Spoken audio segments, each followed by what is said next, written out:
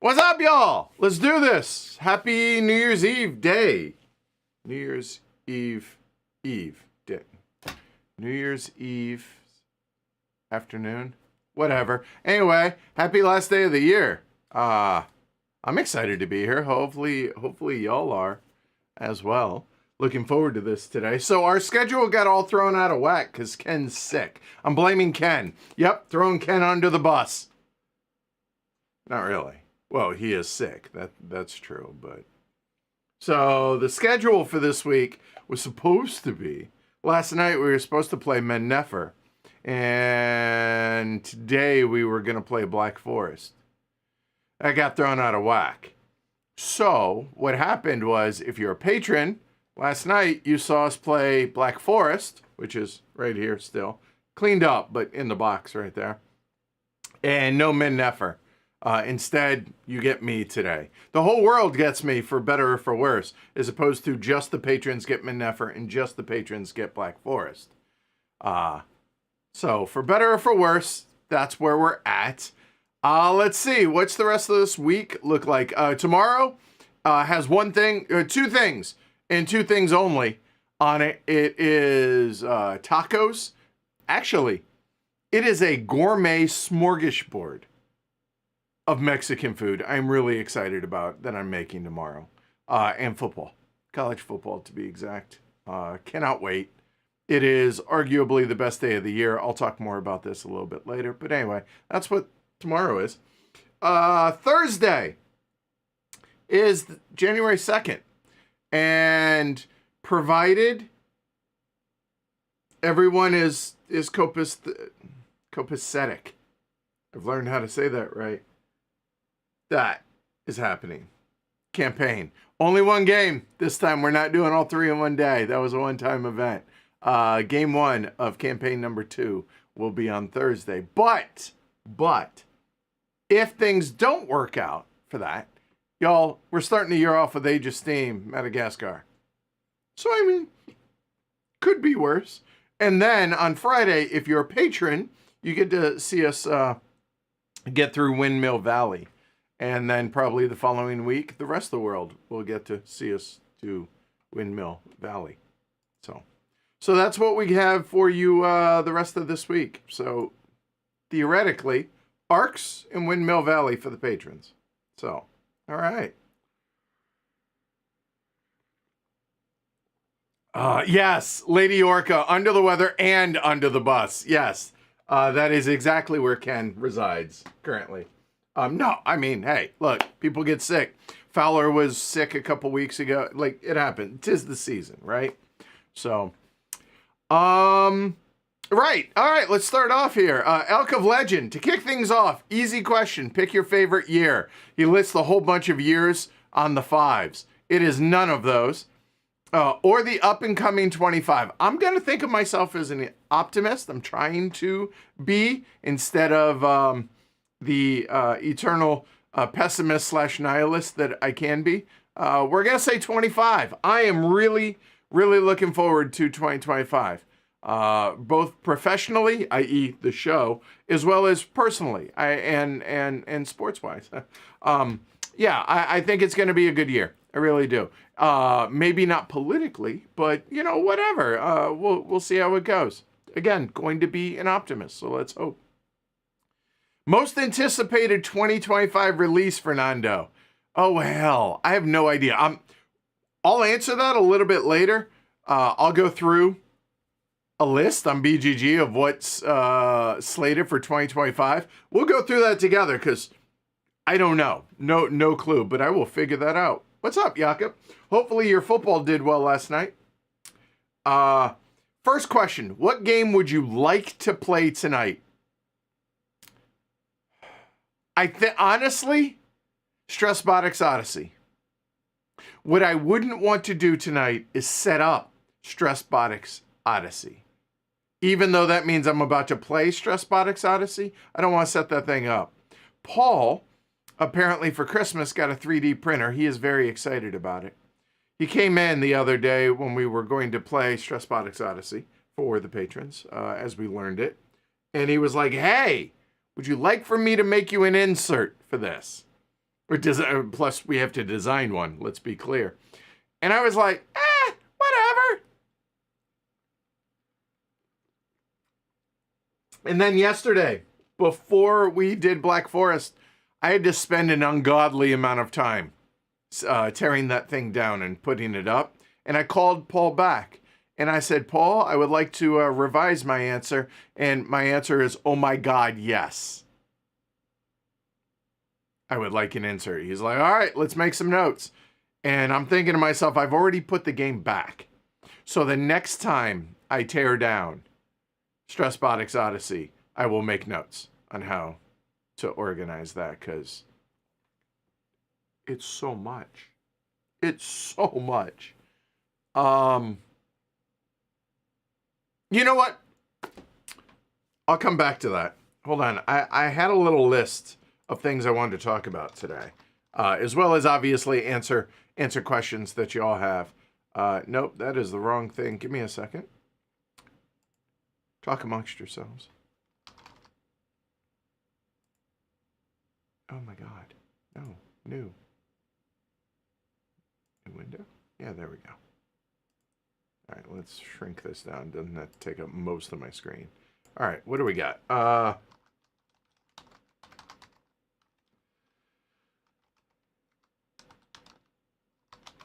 Just a moment.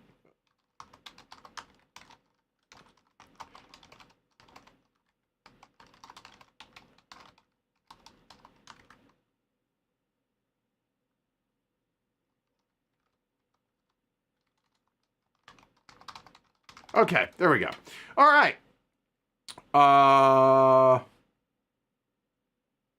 Cool. Yeah, so StressBotics Odyssey would be the answer that I would like to play tonight. That's it. But honestly, I would like to watch Boise State and Penn State, so I'm going to. All right, let's see. Schwam Clutch. I'm excited to watch the Black Forest stream from last night. I played it once and found it enjoyable. It is an enjoyable experience. It really is. But my only fear is that it runs too long. Now, one play, normal caveats there. 3 players, don't want to play it at 4. I can tell that I can definitively say, don't want to play Black Forest at 4. 2 and 3, 2 for sure. And so here, because we're going to do a round table when we do Black Forest, which probably is going to happen next week. But I'll go ahead and give you a brief, my initial thoughts after one play. So take it with a big grain of salt. And that is, I think if you don't own Glass Road,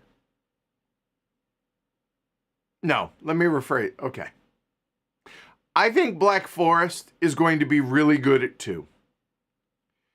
And it may be really good at 3. It may overstay a bit at 3. I'm not quite sure on that yet.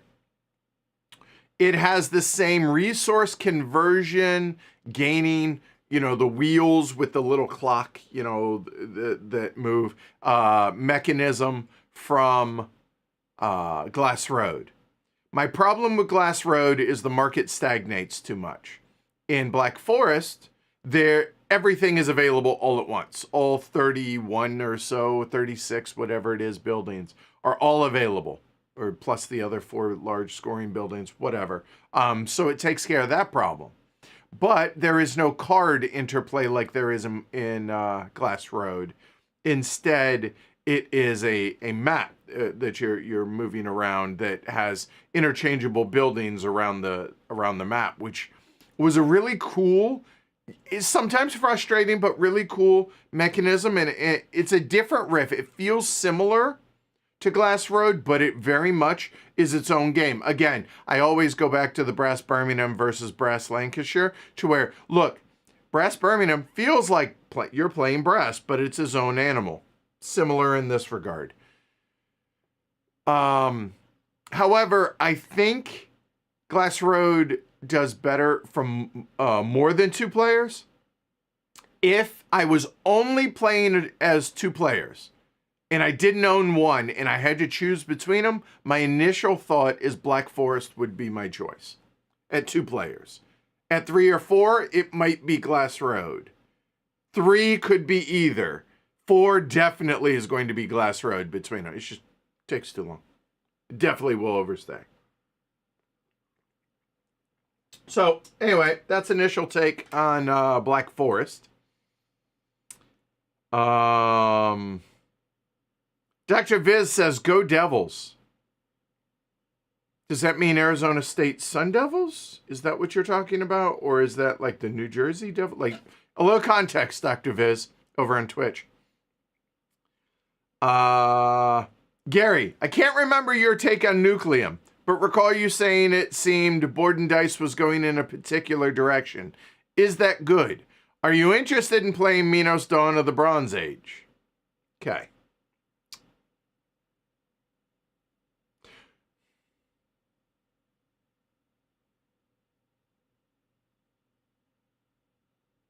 My take on Nucleum was, it's fine. I don't think it was as good as it seems a lot of the critical world out there thought. I don't think Nucleum is going to be played in 5 years. I mean, to be fair, most games aren't. It's fine. I wanted to like it more than I did. I recall you seem to say that Board and Dice seems to be going in a particular direction. Is that good? I don't think so. It seems that they're going into it feels, could be wrong on this. And am I looking forward to trying Minos? Yes, it is on my list of games to try, which I'll get into here in a little bit as far as 2024 Golden Elephant Award games and stuff. But it seems like they're going in a direction that doesn't seem good. Like the games are fine, but perfectly forgettable. And that's unfortunate because there for a while, they were killing it. But I don't know that that's the case. I hope to be wrong on that. I really do. But that seems to be like the T-Game series. They're fine. Right? I mean, am I wrong here? What are your thoughts on this, y'all? Gary in particular, but in general. Okay, the T games, I'm using that as a broad catch-all. They don't all have to start with the letter T, but anyway, so that's what I meant by that. Lions and Vikings. Who do I got?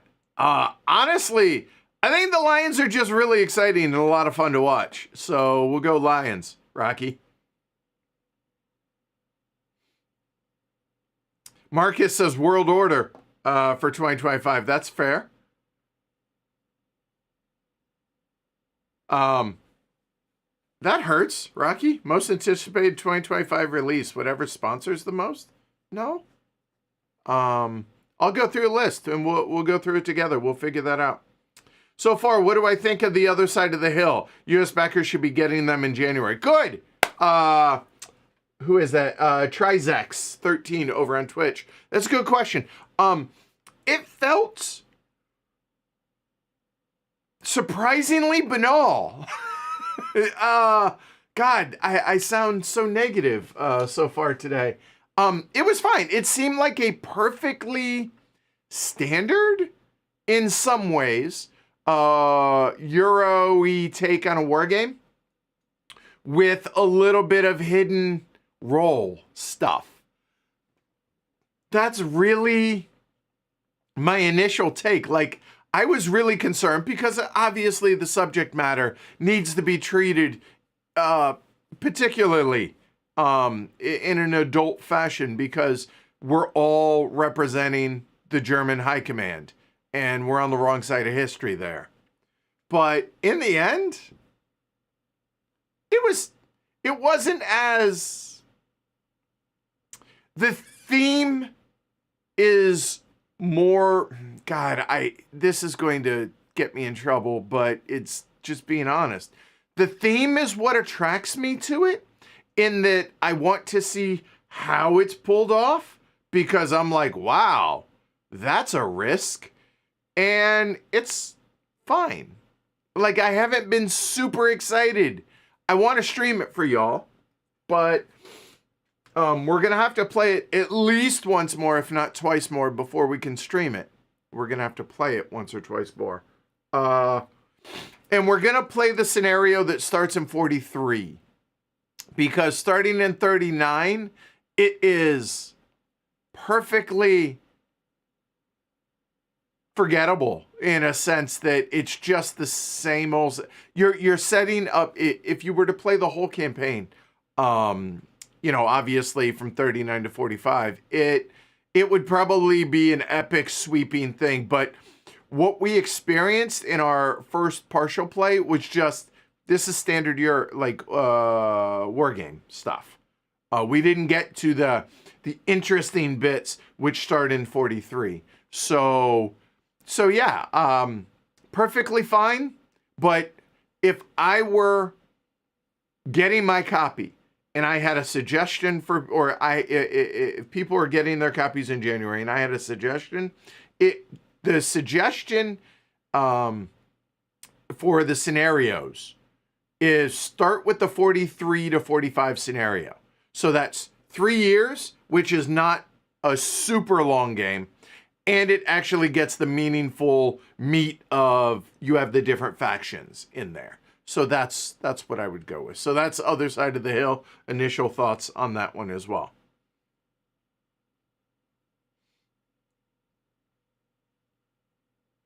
Oh, okay. Jakob says fantasy football, which I love that he's a Dane and is like knee deep in fantasy football. I love this so much. I made it to 2 finals out of 6 in my money leagues. Lost both of them.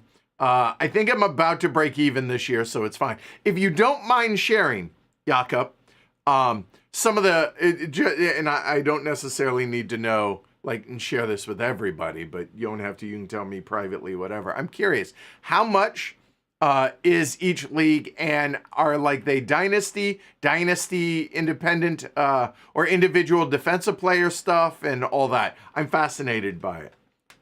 I used to be big into fantasy football and then just don't have time to really invest, but I would love to. I really would. Not IDP, but Dynasty League I would love. That'd be so much fun. Anyway.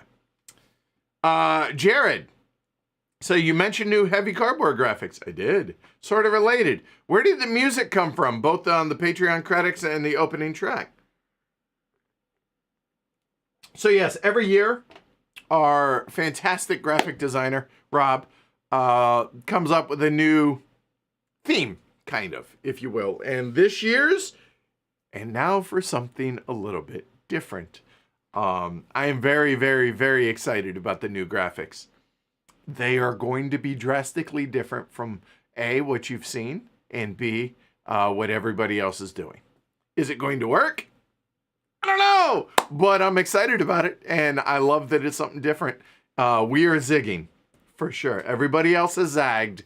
We're zigging, and I love it. The music. So, there are a handful of things that I did very, very smartly and very, very luckily smartly at the very beginning, at the birth of Heavy Cardboard. 3 things, I would argue. The logo, the elephant, because heavy, and I will give credit to Amanda. She came up with the cracked heavy in it. And then like that was a collaborative effort. That was fantastic. The name, Heavy Cardboard, we almost went with weighted cardboard. Thank God we didn't. And the one that I can take 100% full credit on is Ronald Jenkins' music. I licensed his music before we ever started the podcast. It's surprisingly cheap to license it for like a lifetime thing for an album. It was totally worth it. And so it's Ronald Jenkins. Look him up on YouTube. I cannot recommend him enough. He is a character. He's awesome, and I love his music. And so all the music that you hear on Heavy Cardboard, with a very rare exception, is Ronald Jenkins. All licensed and all that. So I am grateful that he licensed it to us, and yeah, it's fantastic. I'm so happy that we did that. So yeah.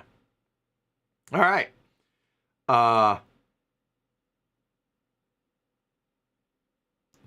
Trizac says, discuss amongst yourselves, for everybody over on YouTube here too.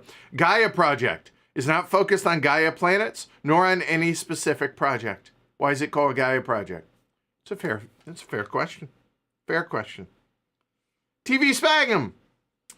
Good day, Herd and Edward. I'm a member of the Herd, so you could have just said good day, Herd. So hello. We hope you're having a lovely holidays. It's gotten better. Thank you. We're about to set up Civolution for the first time. Awesome. Y'all have fun. Have fun. You're going to want to do a million different things in that. Your starting hand should give you a direction. If it's the first time you're playing it, go ahead and use the sets, the 1, 2, 3, 4, 5, or 6. And that's absolutely going to give you a direction. And you're going to not explore a fair chunk of the game in your actions because you're following what your sets are telling you to do. And you should. After your first game in Civolution, do away with that and do the draft.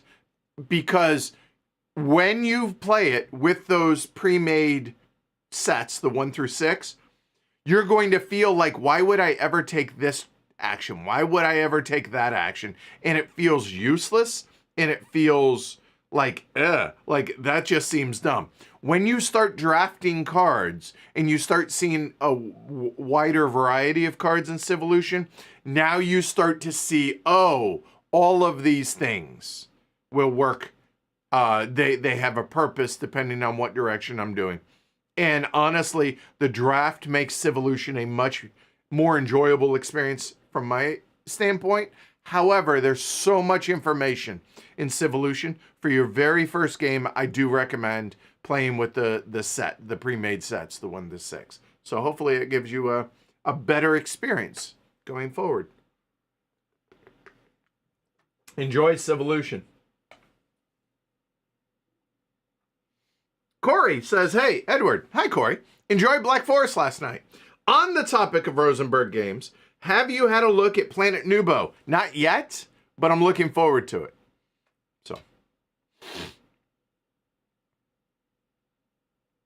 Oh, nice. And TV Spangam says, we're also going to watch Black Forest, the stream, as it's another we got ourselves for Christmas. Fantastic. Enjoy. And again, as a 2-player, I think it's going to sing really well. Oh, and then there's Swam Clutch, who says, hey, my only Black Forest play was at 4, and I really enjoyed it. So what do I know? Again, initial thoughts at 1 play. So keep that in mind. Aww. Our purchase of Civolution was inspired by seeing it played here. Thanks, Heavy Cardboard. Checks in the mail. Oh, and Derek, who was a part of that Black Forest play last night, says that was a fair comparison. So, all right, good. Favorite TV show at the moment, Brianna asks. She says, we got into and caught up on Silo on Apple TV. Never even heard of it. Okay, hold on. That'll go onto my list. That's on Apple TV. It's fantastic. Apparently based on books, which I can't wait to read now. Never heard of Silo. Okay. By the way, Shrey, if you're in chat today, I want a list of your buckets of your best TV shows that you watched this year. I'm a little bit late on this, and I apologize. Please, no spoilers. But The Bear just finished season 1. Oh my God. That is the most stressful most stressed I've ever felt watching the show. I grew up in the restaurant industry, literally grew up in it. And yeah, I mean, I'm not saying it's not true to form, but it's fantastic though. I'm loving that so much. Great British Baking Show. If you've ever wanted to watch me cry, yes, 100%. I cry at the end of Great British Baking Show almost every episode. It is wonderful. Yeah. I mean, that's one of our go-tos. But yeah, The Bear right now, I would say, is my number 1 TV show.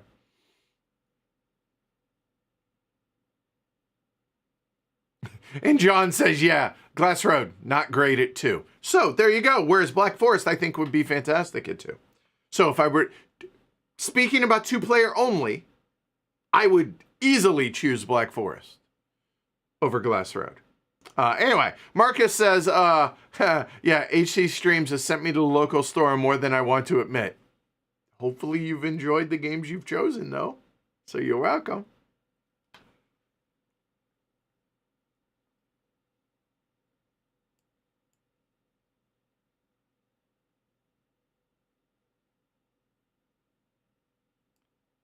Oh, hey, Steph.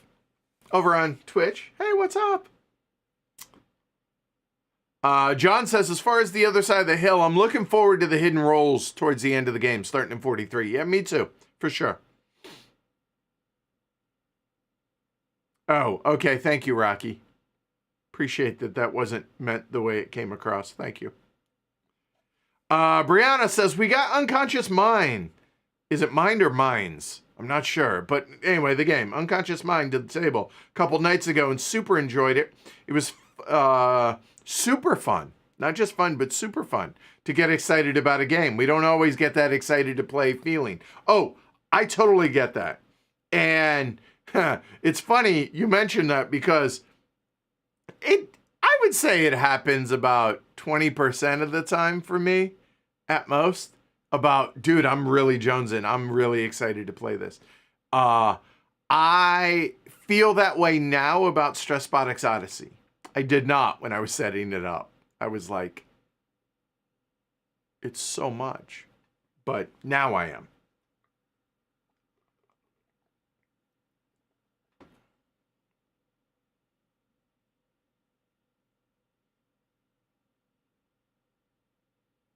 Side note, Brianna says, I was 10,000% with Ken, thinking that you either unboxed this or played this or mentioned this during the Kickstarter. Like, I was 1,000,000% convinced. About Unconscious Mind? Yeah, I have no recollection of these things. Sorry.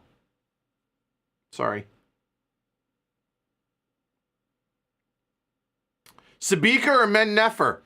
I've played neither. Sorry.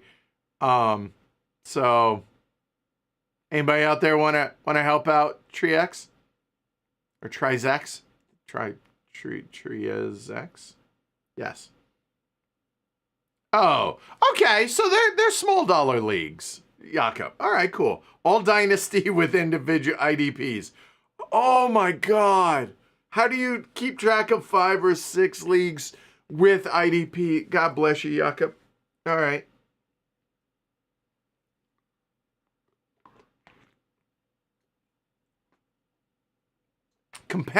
Competitively sound but not exciting.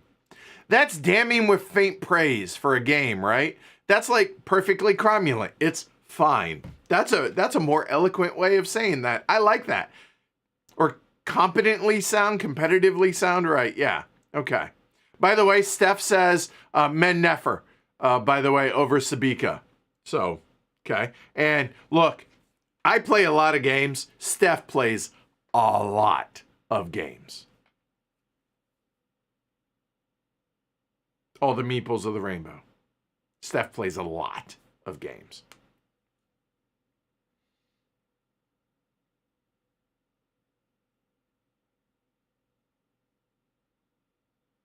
Oh God, Swamp Clutch says the league I run is $150 entry, auction keeper, $250 salary cap. If you keep a player, salary goes up by $10 the next year. Favorite thing I do all year. Swamp Clutch, if you ever have an opening, let me know. I'm dead serious.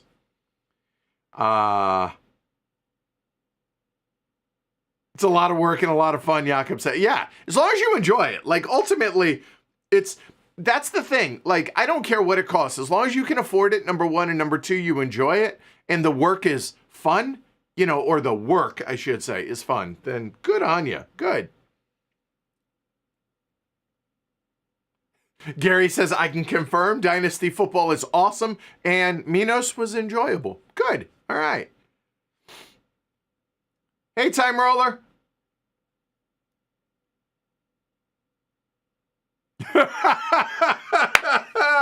Linux, who wins in a no-rules cage match? Shrey or Martin the Elder? They're too nice. That would... See... I say they're too nice, but I also remember mine and Shrey's game of Intrigue years ago.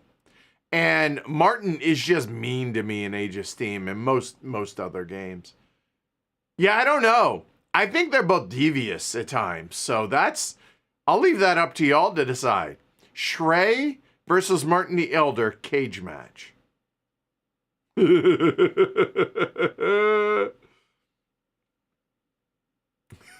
Jakob says, Shrey, neither of them will do anything to hurt each other. Martin the Elder will die of old age first.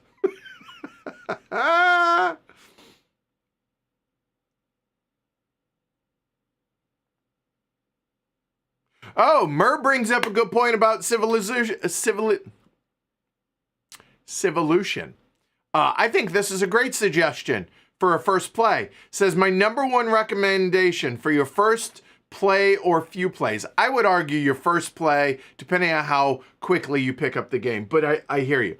For your first play or more of Civolution, focus on what you can do with your current dice rather than what you want to do. The game goes faster and you'll be less frustrated. So you're pulling levers. I like that. That is a great recommendation. Good call, Mur. Jared, I'm going through the most recent La Famiglia stream. Curious if you recommend that as a great 2v2 game, or if you have any others that you enjoy over that. Wow, what other, like there aren't a whole lot of 2v2 games out there, are there? Like that's the only one, and it's really good. As long as, the only problem is, you can get yourself kind of in a bad position, but then you can just restart and play another game of La Famiglia. But La Famiglia is really, really good. But 2v2, I know there are a handful of, very small handful of others, but I can't think of them off the top of my head. So like you'd be hard pressed to do better than La Famiglia for 2v2. Pericles. Oh, well, okay. Mark Herman has entered the chat. World famous designer, friend of mine. Great. Mark, a little bit different, but he's right. And I feel like he's biased because he designed Pericles. But yes, Pericles. That's also a fair point. And Mark, thanks for hanging out. All right, cool. Have I tried Shackleton Base? Not since last April, when Fabio brought it to the gathering, and I tried it then. Looking forward to seeing what Fabio brings this year. But yeah, that's on the list of, you know what? Maybe I should pause here.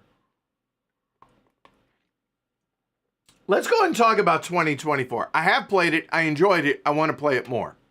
Okay. So, let me... Yeah, there it is. Let me bring up 2024. Now, let me explain the process, if y'all aren't familiar, with how we do the Golden Elephant Award and why doing a best of list in December makes no damn sense to me whatsoever. Look, it's the end of the year. I get it. But ain't no way you've played enough games to be able to definitively say this is the best game of the year or this is the best list. Because I'm going to go through. Here are the lists of games that I haven't played yet. Many of these probably aren't going to be Golden Elephant Award finalists. Probably.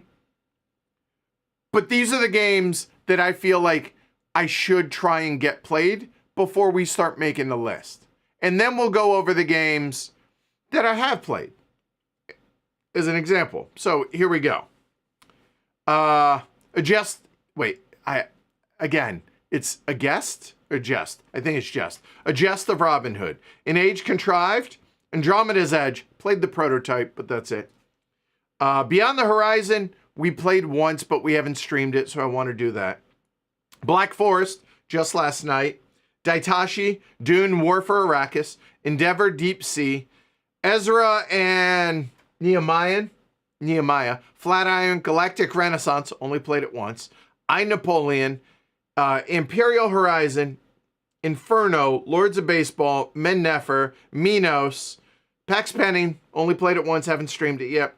Purple Haze, Railways of the Lost Atlas, Red Dust Rebellion, Rise and Fall, SETI, only played it once. Shackleton Base, only played it once. Slay the Spire, StressBotics, which I have, but we're going to stream Odyssey. Tanto Manta, Terminus, only played the prototype. Other Side of the Hill, only played once. Unconscious Mind, and Windmill Valley.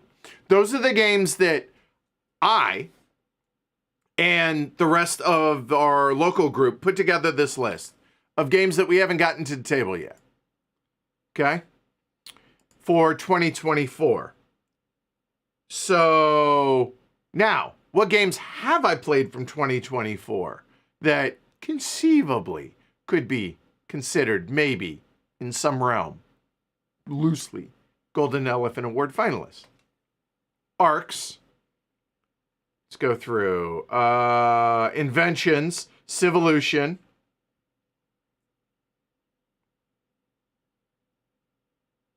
Salton Sea, Cascadero,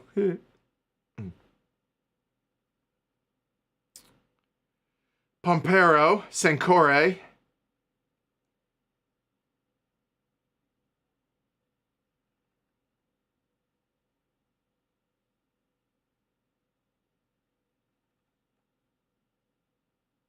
Vijayanagara. By the way, for those wondering, you go onto the advanced search on BGG, put the start year 2024, end year 2024, hit the checkbox that says do not include expansions, and put a weight rating of 2.3 to 5.0, and you look at the exact same list that I'm looking at right now.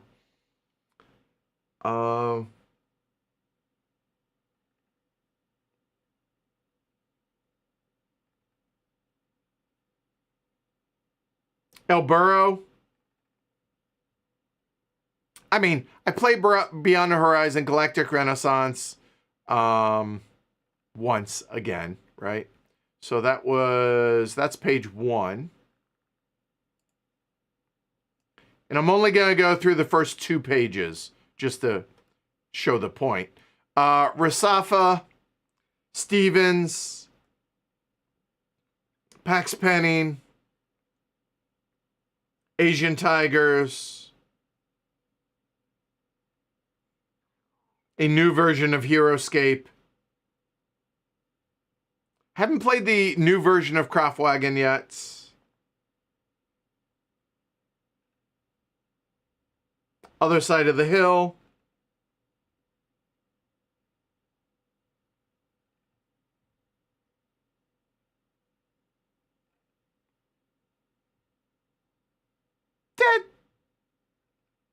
That's pretty good. That gives you a rough idea. So, yeah, it still blows me away how people are coming up with their best of when there's still 15, 20 games that we haven't gotten to yet. It just, I'm not saying they couldn't have, but most people won't. And that's why it just doesn't make sense to me. And that's why we do this. We announce the finalists in April and the winner at Heavcon, which is in May, at the end of May of next year, because just not enough time to get to everything. Plus, I mean, to be fair, not everything we're playing is the latest, greatest, right? Like, we bust out older games as well. So, y'all know this. I don't need to tell you any of that. Anyway. Time Roller says, we had a issue with the pre-made set number 3 in Civolution. Need to look into it deeper. Could have played it wrong. So, okay, that's fair. All right.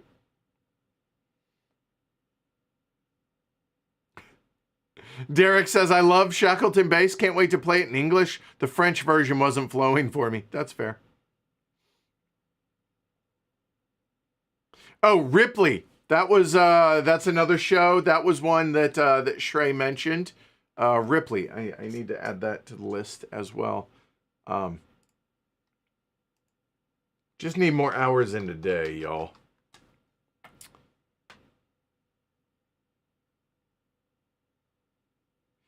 Jared says, Shackleton's really the only game from 2024 I'm excited about as far as heavier interactive games. Speaking of interactive, any other interactive games that came out in 2024? I mean, a lot of those that I just mentioned, I would argue, are more interactive than not, right? I mean, that's a main one right there, too.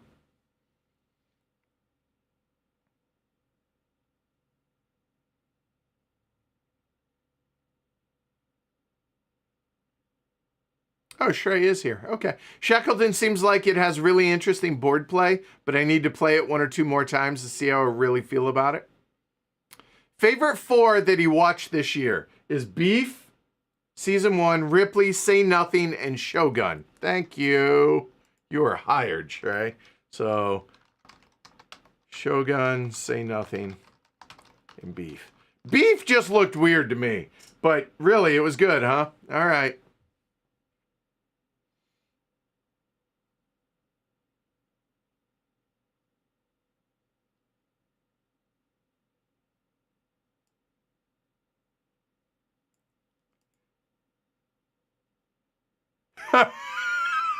Jakob, how do I keep track of 6 fantasy leagues? I don't have things like children or girlfriend or other time-consuming activities.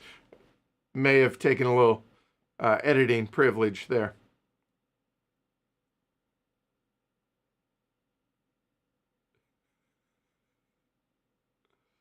Yes, Mark says, Happy New Year, Edward. Hopefully see you in 2025. Mark, that would be wonderful. We need to have you at the studio, and you can teach the whole world how to play Empire in the Sun in 15 minutes. I'm all for it. We need to do that. That'd be great. Or something else. That's fine. But yeah, I would love to have you over. Maybe in the summer when you're up at the cottage over on the Cape. I would love that.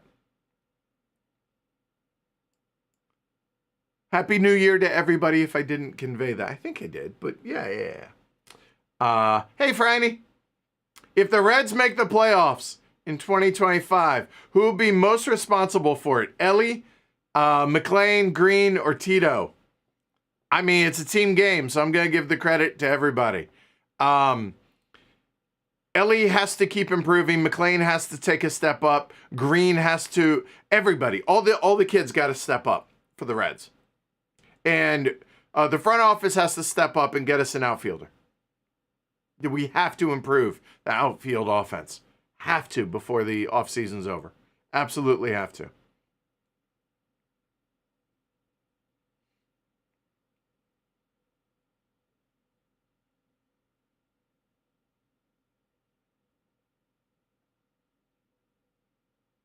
Okay, there's a bunch of 2v2 trick takers. Or XVX trick takers. But the only non-trick taking team game that I own is Concordia Venus. That's another one. I think that was pretty great. And y'all know I'm not a super huge fan of Concordia. And I thought Concordia Venus was really, really good. Really good. I really enjoyed that. And it seems other people feel similar. Cerebria from Mind Clash, and the expansion with Virsindas Volk, which I kind of need to stream that again at some point. Yes, college football. Okay. Yeah, Dr. Viz, go Sun Devils. I think they get trucked, but I hope I'm wrong. So... Interesting. I haven't played Cerebria, but I like the idea of it. I think the concept and the theme of Cerebria is fantastic. Spot says, I thought Cerebria turned tic-tac-toe into a heavy Euro. Not a fan, but I haven't tried the expansion. Kevin from Fort Circle says, care to make a wager on who has more wins this year, the Nats or the Reds? Both are coming off bad years. Yeah, I'm down. What would you care to wager? Kevin, I'm in. Have I ever tried ranking Age of Steam maps? No. Would be curious to hear about some of your favorites, maybe at each player count. That I would do. You know what I think would be fun is it would only be 1 to 6. So it'd be a top 6 list. Favorite top 2 or top 3 maps at each player count. I think I have enough experience at that to be able to talk about that intelligently, but there are still some that I want to play that I think could be on that list, so I don't think I'm ready to do that yet. I'll tell you what, Jared, and I'm being serious about this, and I realize it's pushing things out a ways, but why don't we revisit this time next year? And I will do that. Because then I will have made a point to get, with this in mind, specific maps that I want to play. Okay? Well, I don't drink beer, Kevin. So, okay, I'll tell you what. He says, a case of good local beer seems like a good wager. Okay, I will provide that if the Nats somehow win this bet. And what would I want? I'll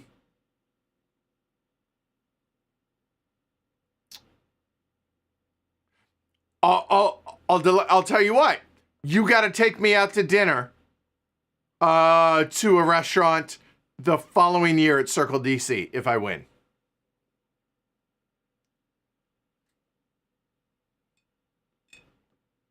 I'll put up Senate beer. Senate beer. I'll tell you what. I don't drink beer and I'm still down to make that bet. That's fine. That works.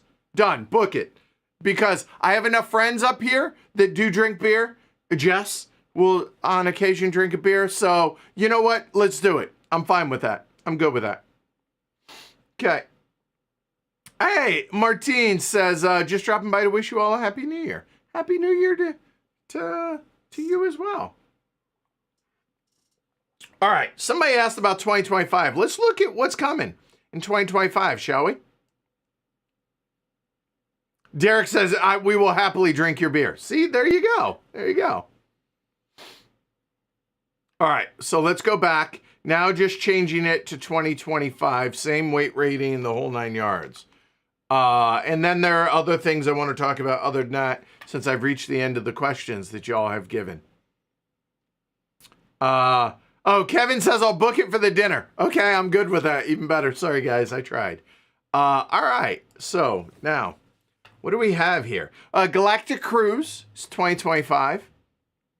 Stupor Monday. Speakeasy. Right. So, see, it's funny. All these games I've already moved past haven't even come out yet. I forgot. Luthier, which I've heard the production's amazing. World Order.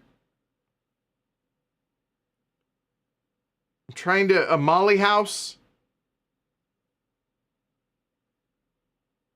If there are ones I miss, please feel free to mention them. The Elder Scrolls was pretty cool. I enjoyed that. Natera. Epoch.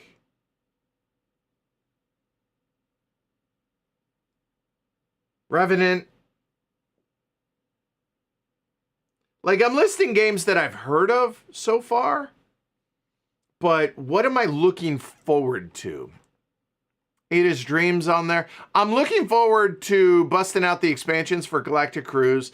I mean, so here's the thing. Like, I'm looking forward to Speakeasy, but not really, because I have the prototype and I can play that whenever. So that makes me sound like an entitled prick. But the point is, I've already played it and have it, but it's just a fact. Molly House, I'm super interested and curious about, cause not many hit on that theme. I think that's fantastic. World Order, I want to see how their sequel, their second, they're a one-hit wonder right now. How do they do with the follow-up? Is there a sophomore slump or not? Right?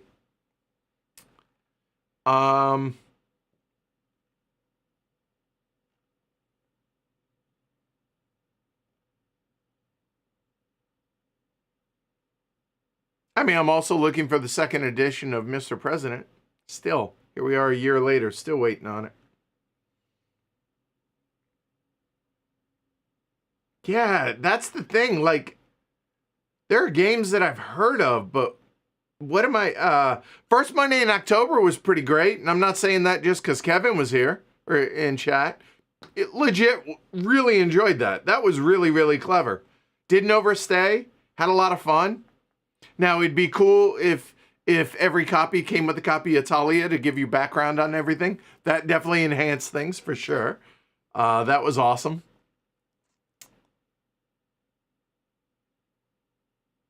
Yeah, like, it comes when it comes, I guess. By the way, on a somewhat serious note, does anybody out there want to buy my Heroescape collection?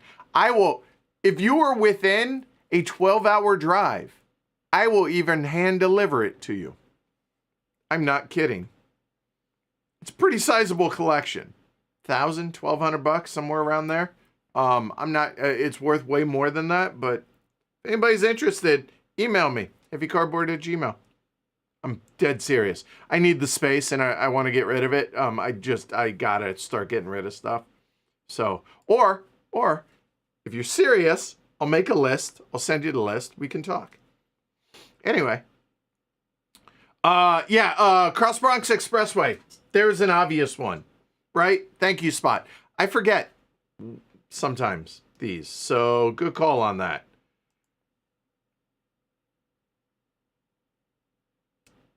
Favorite stream for 2024? I don't know. Y'all tell me. What was y'all's favorite stream from 2024? Oh God, I would have to. All right. I mean, you asked.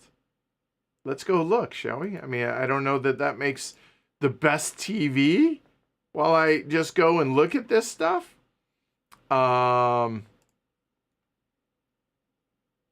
Yeah, what was your favorite stream 2024? Preferably of ours.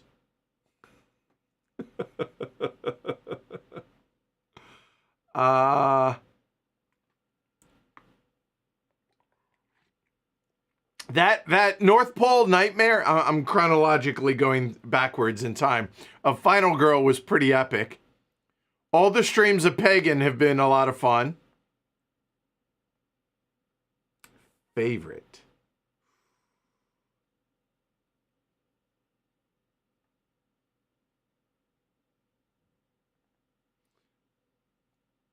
Reading the comments of some of the top 10s has been has been entertaining. The streams themselves, whatever, but reading the comments has been really entertaining.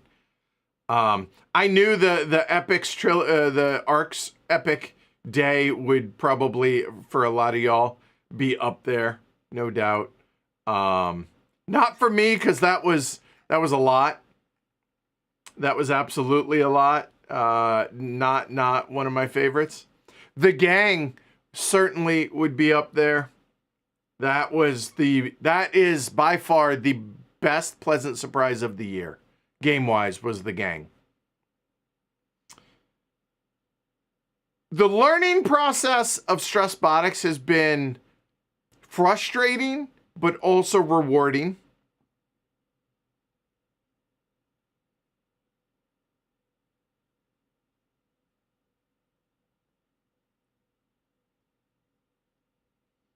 The unboxing of the new PTZ camera was pretty great.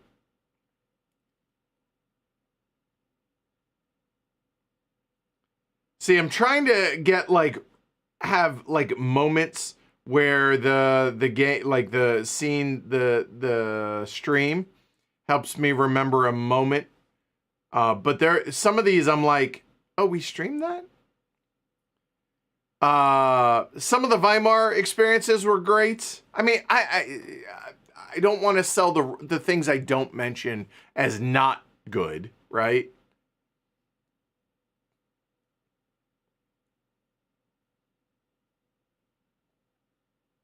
Yeah, there's too many. That's too many. There's too many to go through. Sorry. Yeah. What are y'all's? Trey says, I've enjoyed our El Grande streams. Jared says the streams of Through the Ages. You just like watching me get smoked, don't you? Gary says, I don't need Heroescape, but how much to fly you out to Cleveland for a game day if we cover airfare? I'll tell you what. You take us to you fly me and Jess out and take us to oh God. Cedar Point, and we'll call that payment made. Done. It's got to be on a weekend she doesn't have the kids. Just saying. Because Cedar Point is roller coaster mecca. So great. Yeah, Mr. President was this year, right? That's got to be up there for sure. That's got to be up there. Oh, Weimar into Ra. That was. We were prepared though, just in case, right?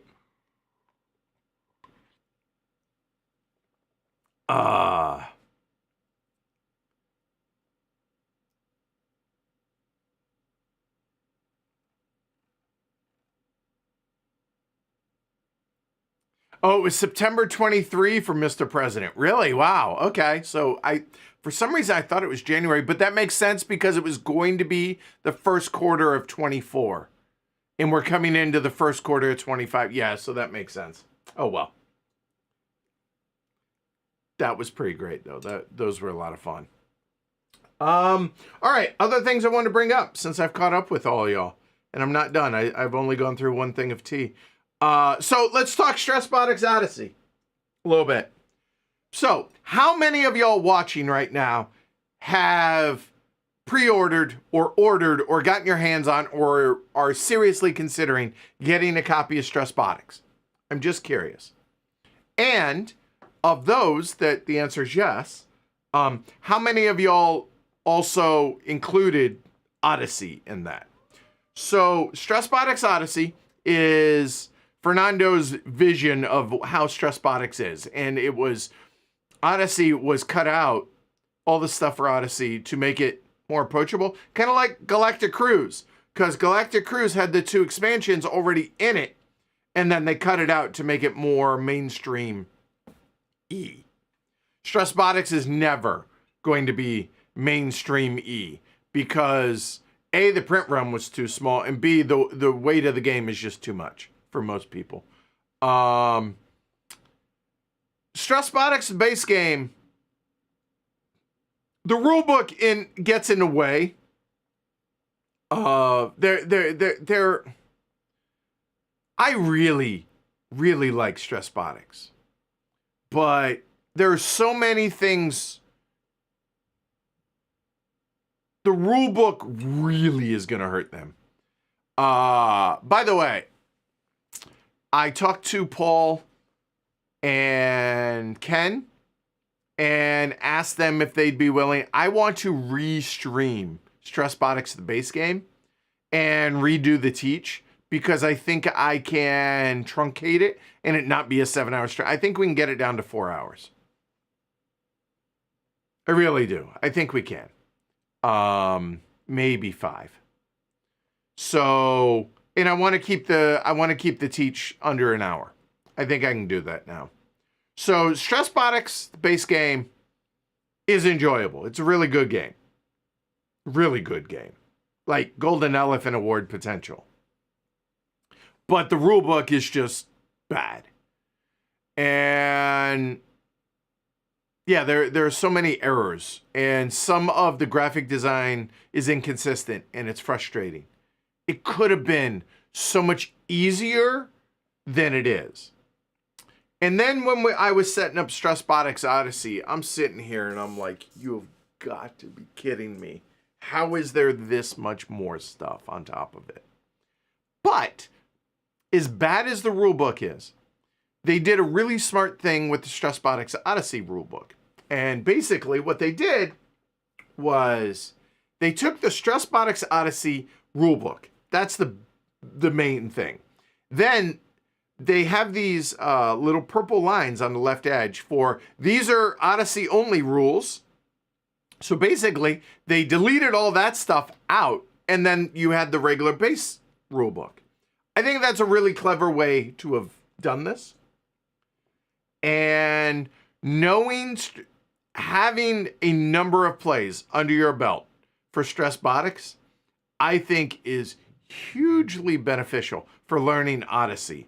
Because our experience with Odyssey, although we played about a quarter of a game, and it went 5 hours, and we played a quarter of the game, including learning it and going through the rule book together in the whole night. Sounds terrible and sounds like, oh my God, that's so not for me, for some of y'all out there. But the last 2 turns of StressBotics Odyssey, like we didn't make any mistakes. And we had the flow down pretty good. So I think it's going to be, it's an insane amount. It is the most Feudum. StressBotics looks at Feudum, says, "Ha, hold my beer." It's a lot, but it is about as heavy of a euro as you're ever going to get in your life. And if you want just an insane theme and the kitchen sink, it's a lot of fun, and I cannot wait to play it more. It took me until turn 3, that I was like, oh, right, I still got to focus on making deliveries, because that's how you score in this game. It's not how you only score, but you have to at least be delivering some stuff to keep your opponents from doing all the deliveries, and you would fall too far behind otherwise. And it's just insane the amount of stuff and the levels on StressBotics Odyssey. Heaviest game I've ever played. Non-war game. And I would argue it's heavier than High Frontier. High Frontier is not a super complex game. It really isn't. It just looks intimidating. Whereas StressBotics really is. So, yeah. Yeah, but I cannot wait to get that Odyssey back to the table. So, yeah, it sounds like in January, we're going to be doing StressBotics Odyssey. And in February, we're going to redo StressBotics, the base game. Maybe in January as well, but we'll see. Ken is out for 2 weeks, starting at the end of this week, so that cuts out half of January, so that makes it difficult.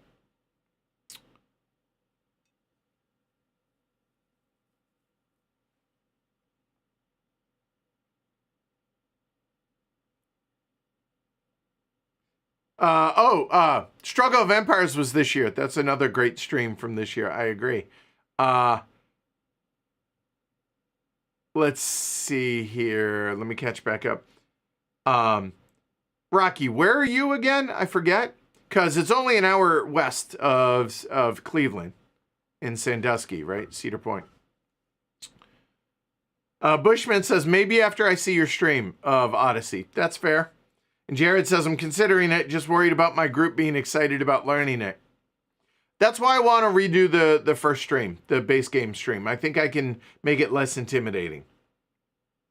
I was too focused on making sure I teached every single little side thing. And I think that was a mistake in hindsight. I really do, on my teach. I think some of the things should have been taught during the game. And I think that was a mistake on my end. I really do. So I definitely can get the teach under an hour, and I think it'll flow better from there. So E says, I'm waiting on StressBotics with the expansion. Jakob says, StressBotics, I'm waiting for a reprint with a better rule book. I'll buy I buy the expansion as well, but I can't imagine it's a fun experience to have to refer to a heavy cardboard teach for clarifications during play. Yeah, it's going to be an extensive FAQ and clarification, like errata. And that's unfortunate. It really is. Interstellar was this year? I think so.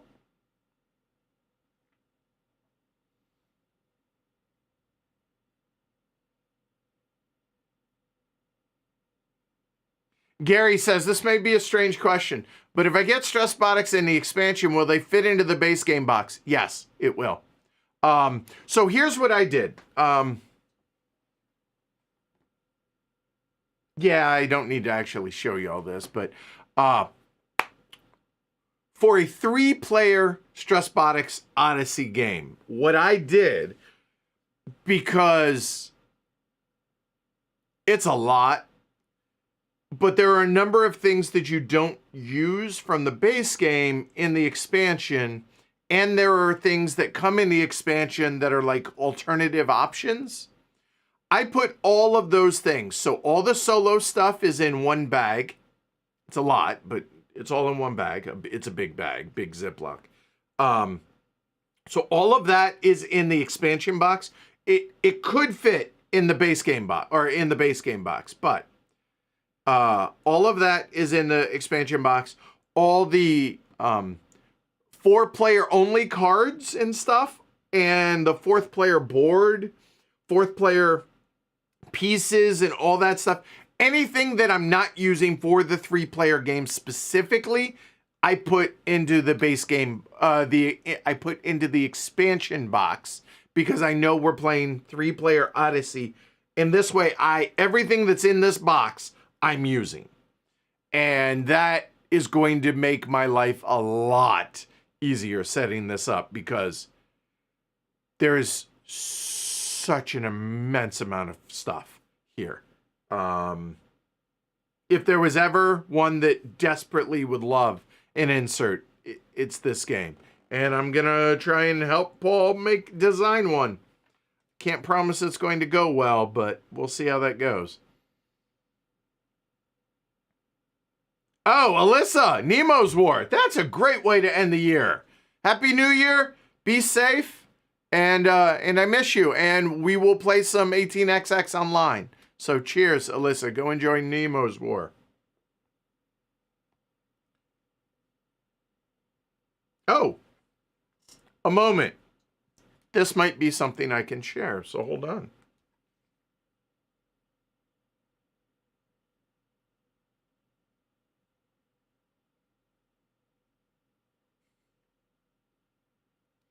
That's cool. So I mentioned Cole. He and I are, God, that sounds like such a name drop. I reached out to Cole Worley, and I was like, hey, heads up. Probably doing this on Thursday. He's like, awesome, I'll tune in. So they just got back from traveling and stuff. And so, yeah. So, hey, come hang out with Cole and us tomorrow. Not tomorrow. Sorry, Thursday, the 2nd. Provided no one's sick and everything works out, we're doing that. Okay. All right. Anyway.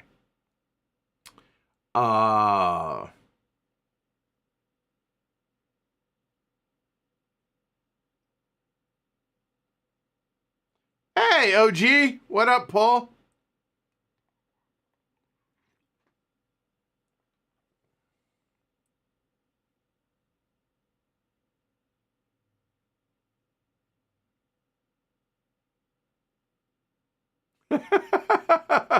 Mugu says, so what's the New Year's greeting etiquette? Until when is it still acceptable to say Happy New Year? Is it like the 6th of January is the max, right? So I learned something new, different cultures here. So talking to Fernando, designer of StressBotics, he was talking about they have is it the Three Kings? Like the holiday. So Christmas and the Three Kings, these are different. And that holiday goes till around the 6th. So I guess that's why Mugu says 6th of January. I think so. Maybe. Sure, 6th of January. Happy New Year. Hope the New Year's treating you well. Yeah, I think so. Yeah, that seems good. Not that I'm the arbiter of all things etiquette here, but okay. Bushman says, I ended up buying the Colonist, Clinic Deluxe, and Shipyard 2nd edition due to your streams. I really need to quit watching. You're killing my wallet. My question, Bushman, is, that's all? That's all I get blamed for? The Colonist, Clinic Deluxe, and Shipyard 2nd edition. That's it? I got to step up my game, dude. He says, I really need to quit watching. You're killing my wallet. That's funny. You're welcome. The Colonist. That's a game I could get back into. I miss that. I would like to play that again. Would y'all like to see that again? Tell me. Oh, nice. OG Paul in Washington. Apparently it's not raining, so he's going to play some more disc golf soon. Enjoy. Oh, I knew Shrey was going to chime in here. He's like, ooh, Paul, what are your favorite discs in your bag?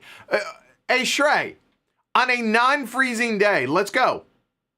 Take me. I don't have discs. If you have an extra set I can borrow, I would love to go play. I actually really enjoy it. I'm terrible, and I can't keep it from hooking. I don't know how to throw a straight disc, a flat disc, but I would love to come play. And yeah, I think I could be a bogey golfer at disc golf on a normal course. I think so. So anyway, yeah. Plus, it's fresh air, a little bit of exercise. You're not like run. I mean, it's like golf, right? But you are walking at least, so there's that. I'd be down for that. So Shrey, if you're willing to take me, I would like to come. Yes, I'm inviting myself to come with you. Yes, I realize that, but James says, so this is actually an interesting question for y'all. James says, I've got a bunch of games where I put away parts I never intend to use. Caverna at 6 or 7 is never getting played, and probably not at 5 either. So this begs a question. Like, rule books that aren't in your language. What do you do with them? Do you throw them out? Or like, I put them under the board. So normally the board is the first thing that goes in when you're packing a game up, because flat. And then I put the rule book on top, and then all the Ziplocs on top of that, right? Or if you want, you put the board, all the Ziplocs, and the rule book on top. I've actually come around on that. I see the point of it. Especially when I did that with StressBotics, and I was like, oh my God, having to dig through. So I get it. Do you have an area? Because I imagine everybody has a somewhat sizable collection. Look, not obnoxious like this. I get that. But let's say even if you have 50 games or 100 or 200, whatever, do you remove those certain components, or do you just write on a Ziploc like 4-player only and like separate that because you don't play it with that player count or something like that? Do you do that? For me, for rule books that aren't in my language, I put underneath the or anything that isn't for the edition or the game that I'm going to be playing it. Like with the expansion, if I play it with the expansion, I include it in it because that's just the way we're going to play it now. Or how do you, obviously talking about games that don't have inserts, right? So, yeah. I'm curious. All right, Jared says, games that I've pre-ordered and backed that I'm excited about. Mr. President, second edition.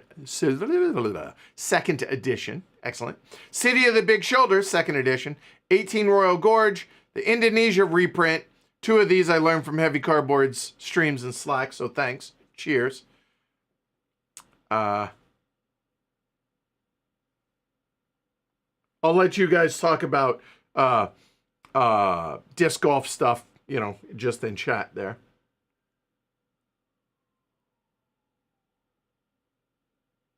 Wait, you have discs you've never thrown?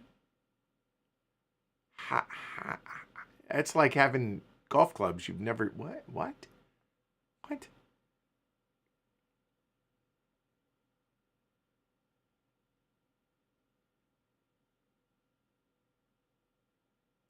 Okay, so hold on. Time Roller over on Twitch says, question, got some Looping Games, Looping Games, publisher name, games, recently. 1902, Malleus, 1920, Wall Street, 1942, USS Yorktown. Someone asked if those are 19XX games.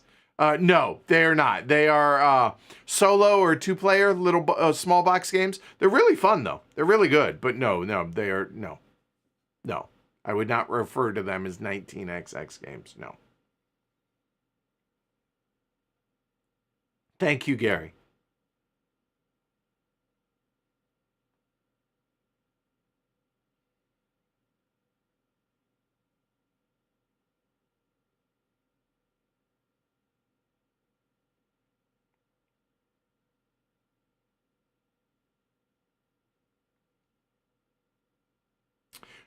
Christian Orthodox churches celebrate Christmas on January 6th.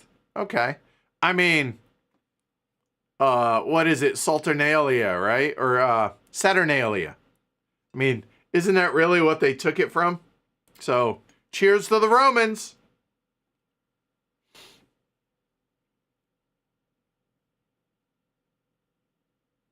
Oh, still waiting to watch you play the colonists with that German expansion. By the way, Bushman, is it language independent? If I find the English rules, can I play with the expansion, the colonists, the German expansion, if I can't read German? I don't know. I haven't looked at it. It's still in a drawer back in the library, buried.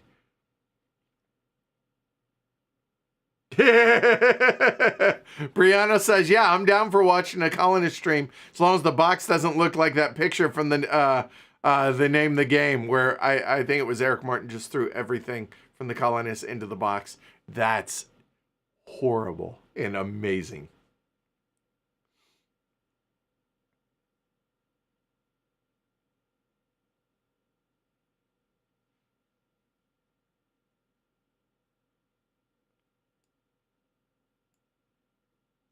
Oh, the colonist is fantastic. It's just long, and I mean, you can play just one or two of the eras, but if you're gonna play it, play the 4 era, play the whole kit and caboodle. It's pretty great.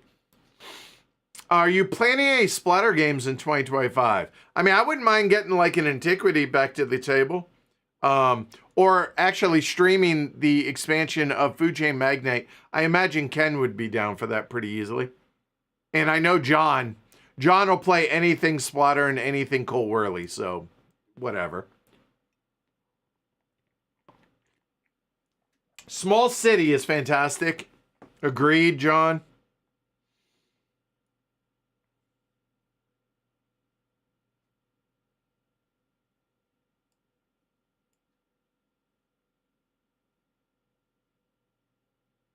John says, I saved the non-English rulebooks just for resale value. Yeah, I mean, that's fair. I get it.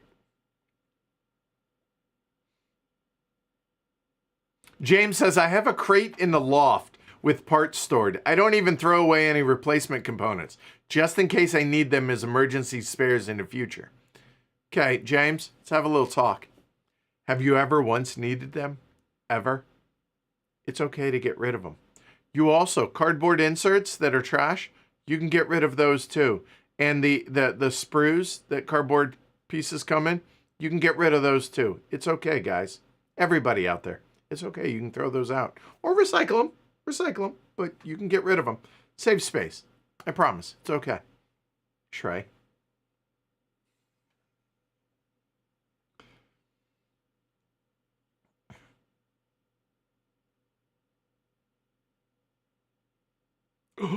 Marcus is a monster. I put the board on top. It sets up first, so it should be reached first. No, you grab all the Ziplocs, make a pile on your table, and then you get the board out. Oh, you're a monster. Everything flat and heavy on the bottom. Ah.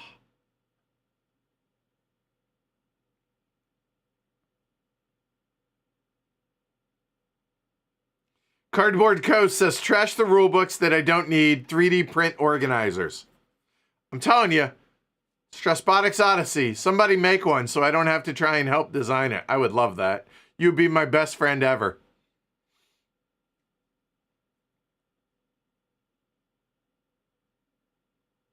Spot says, I have a bin that fits in a calyx with cardboard money and chits that have been replaced with upgrades. All right. Okay, so I imagine if you're in Europe, keeping the rule books probably makes more sense because Franny brings up a fair point. I keep the rule books for other players that might like to read the rules in their native tongue. Also helps with rules that have been translated from a foreign language to be able to compare the original. That's a fair point. That's fair. Whereas those of us here in the States that predominantly, it's all English all the time. Yeah, all right. Wait, that's like having board games you've never played. Wait.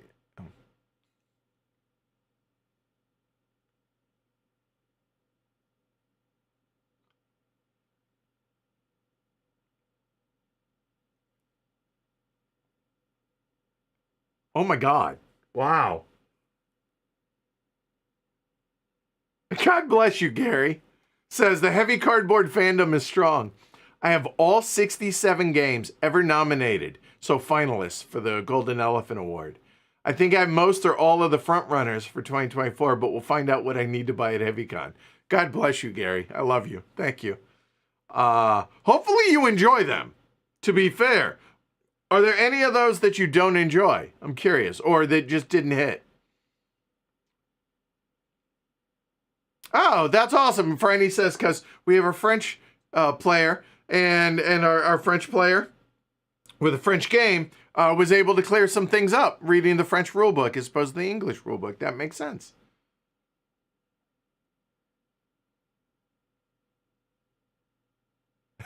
That picture of the colonist was triggering. Sorry, Rocky. Sorry, Brianna.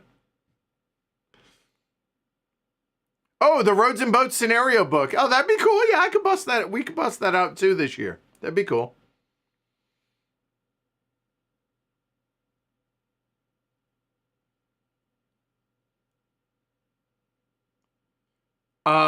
Okay. Someone's going to have to unpack this for me.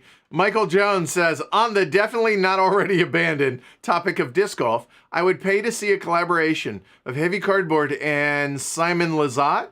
I hope I'm pronouncing that right. You're both in Massachusetts, and you both got the gift of gab. So, is he a professional disc golfer? Because if so, as long as it's not on the course, because ain't nobody want to see that. I mean, it'd be impressive to watch. I've watched some videos of these dudes. I've actually watched it on TV. The skill level is strong with those pros. They are ridiculously talented when it comes to that. Really impressive. I was having a terrible hair day, hence the hat, by the way.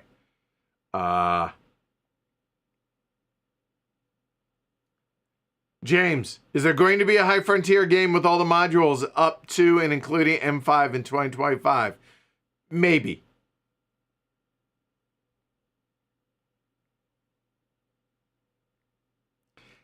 Michael, I'm sorry, Mikal. Is it Michael? Mikal. Michal? I'm trying here. Could go a few different ways. Have you ever thought, the answer is no, I have not, but have you ever thought of creating a series similar to Age of Steam where you play all the food chain magnate modules? I have not. Is there interest in such things? I don't know that there is, but let me know.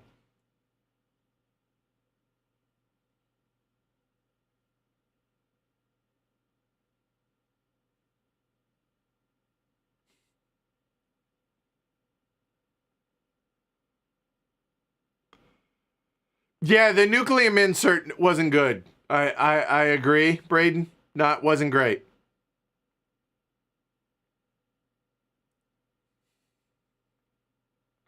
I have all empty punch boards for my game. Just get rid of them.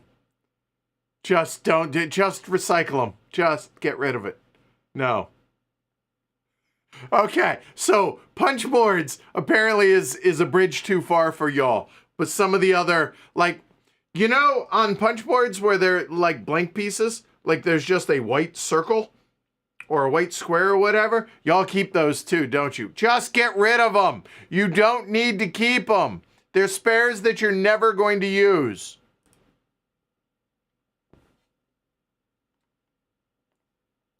Oh, by the way, we haven't gotten to the college football part of the discussion today, but apparently Michigan's up 13-0. Of course they are.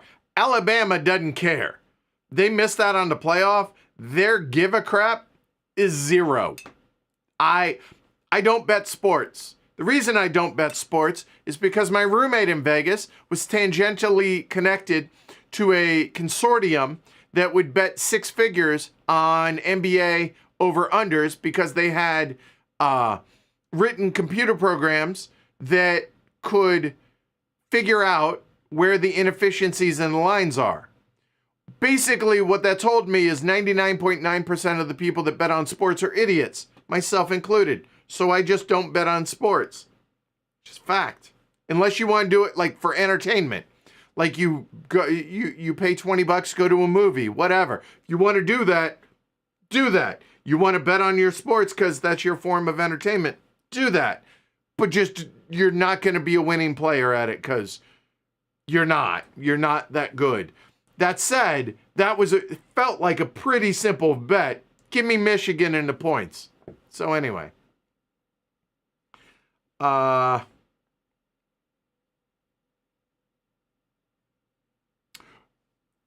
There was somebody I saw, counterclipping.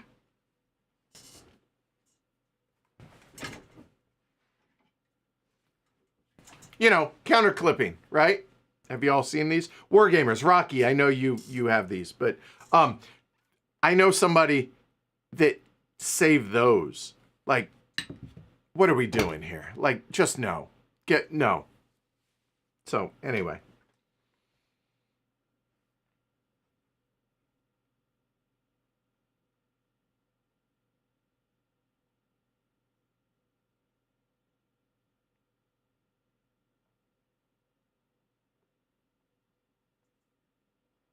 Oh, okay. Shrey says Steve Dodge, who owns the #1 rated course in the U.S. out of Leicester.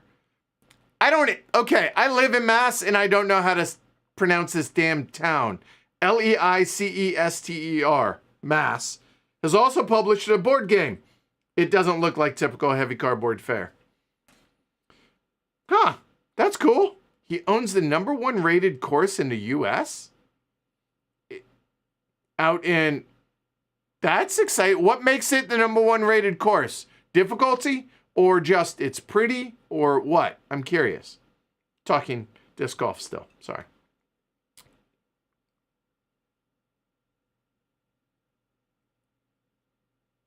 Oh, okay, that's fair. Gary says, no, actually, I've enjoyed all the Golden Elephant Award finalists, so no misses. But felt that Brian Baru was a little light to be a Golden Elephant game. Still fun, though. There was a lot of discussion about that amongst the judges. So, all right. Good call.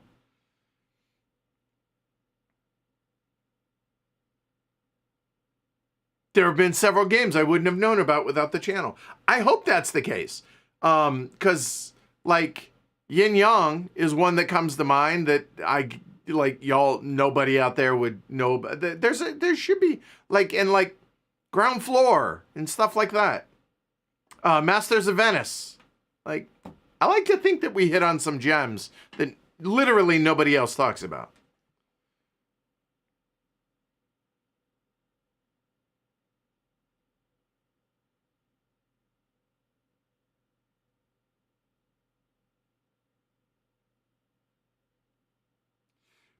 Yeah, the desiccant packets.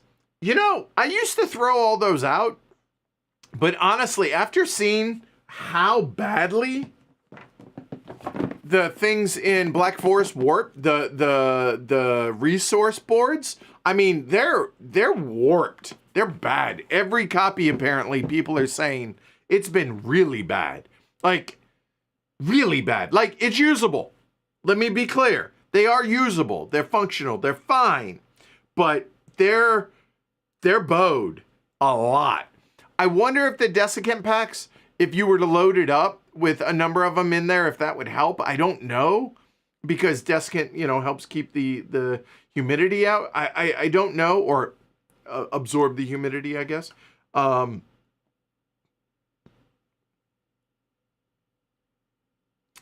says there's nothing more satisfying than throwing away an expansion box. Duke versus Ole Miss. Fred asks on Thursday, 3-touchdown blowout or not?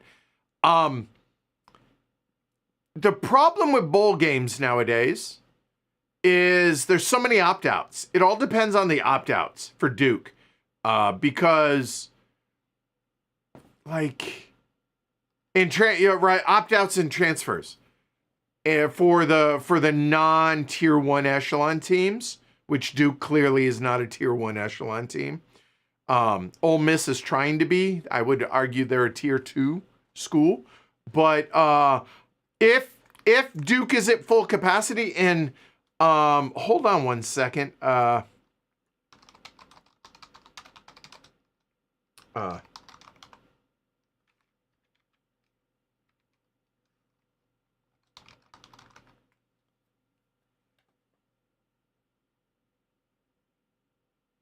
Let me see. Let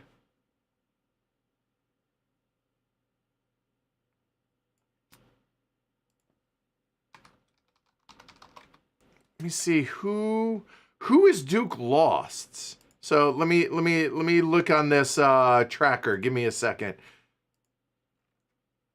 I mean, you asked, so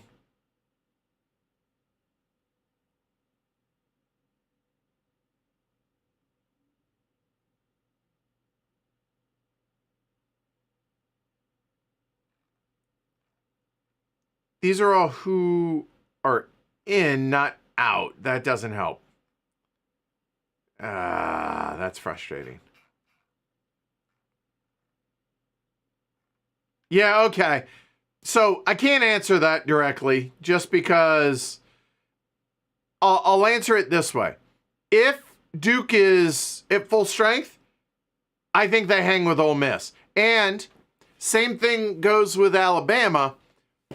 If I were a betting man, provided that's the case, I'm putting my money on Duke because Ole Miss is going to be so pissed off and so just whatever, we don't care because we missed the playoff. That's my opinion. So.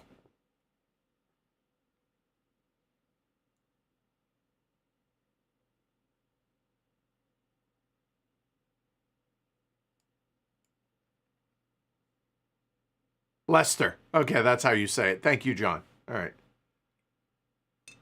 Rocky, save the shavings, get therapy. Respectfully. Seriously. That was something.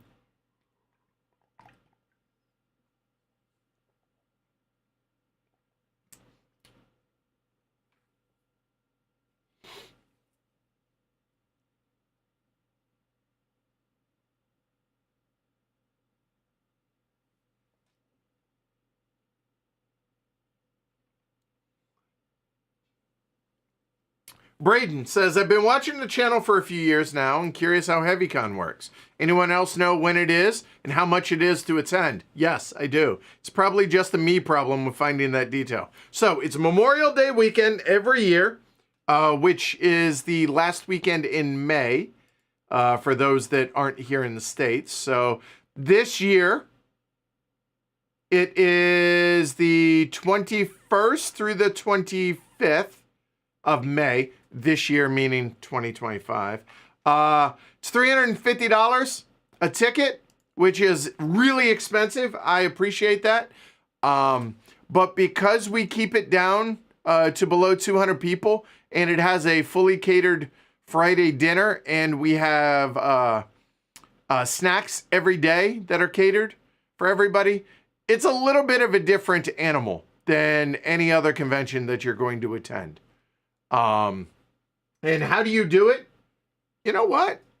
Let me find the. Does anybody, any of the mods? Do you have the sign up list, like the wish list, wait list? Let me find that. I'll link it in here.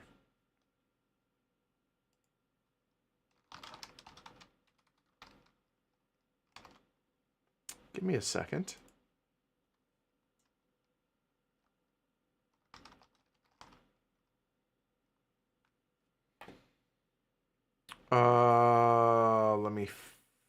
Is that it? No. It is the form. I need to find the form on there. All right, so hold on.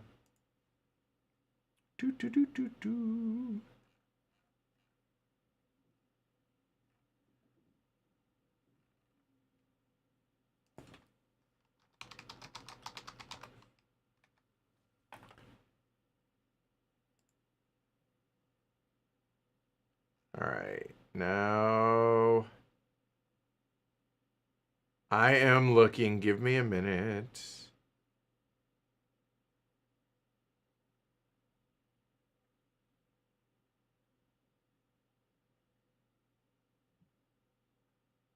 And if I can't find it here, send me an email. heavycardboard@gmail.com. Probably a better way to do this. And it gives me time to find the form. And I will send it to you for the wait list. And maybe you get invited, maybe you don't. Patrons get invited. It's one of the perks.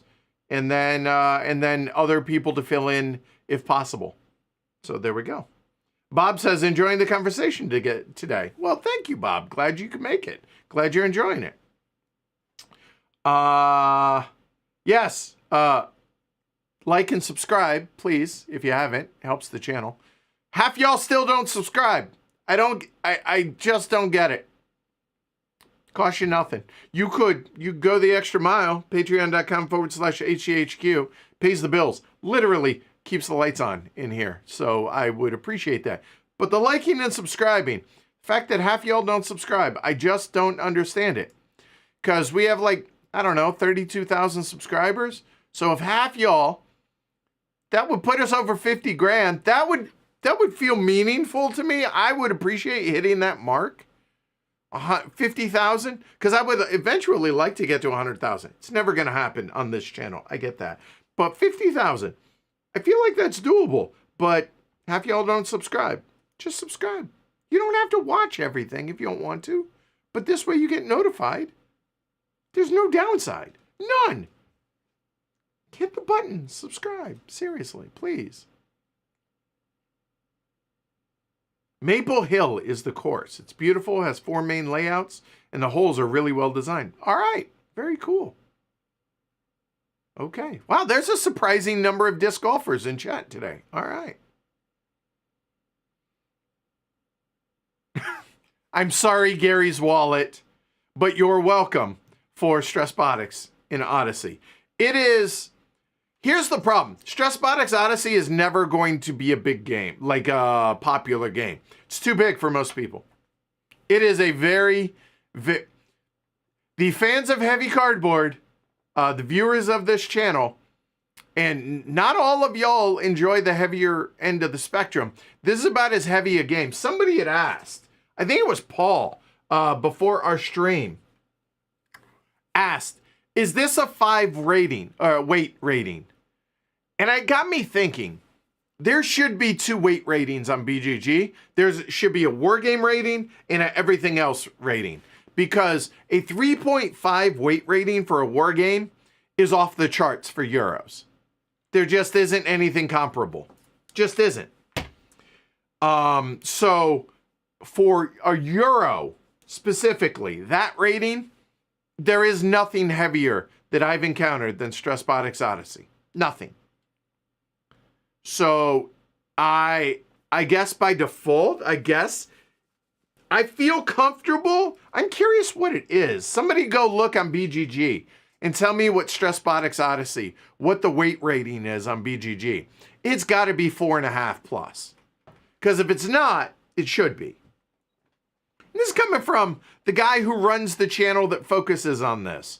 I feel like I know what I'm talking about on this stuff. 4.5 plus. But this is close to a 5 unless it's one of those, like some people don't give a game a 10 because, I only rate up to a certain, then it's an artificial, whatever your highest rating is the 10, right? On a 1 to 10. It's 4.83. That feels right.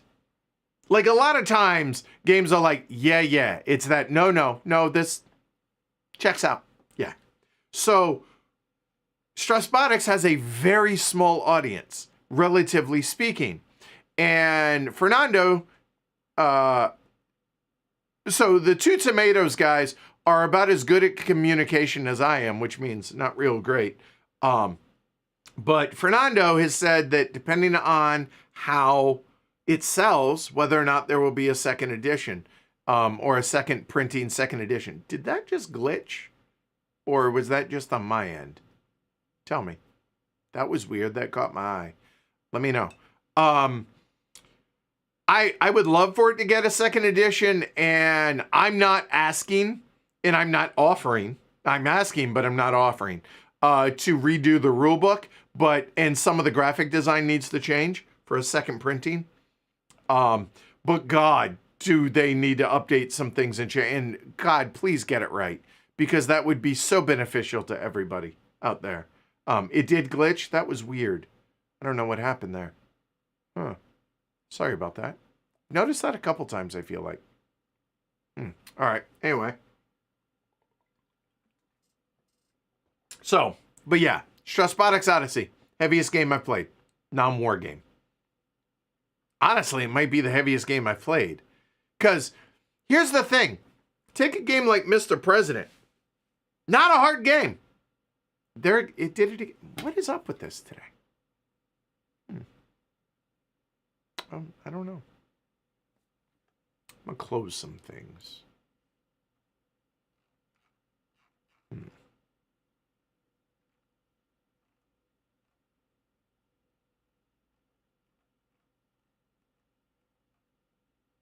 Yeah, that was weird. Okay. Anyway, what was that? Right. Mr. President, not a terribly complex game. Just procedural. Take your time. Go through it. Not that hard. StressBotics, hard.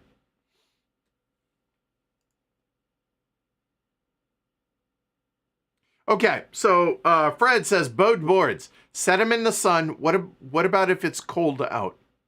I'm being serious, like during winter here. Set them in the sun, bend them back, then cool them slowly. Helps a lot. Okay, good to know.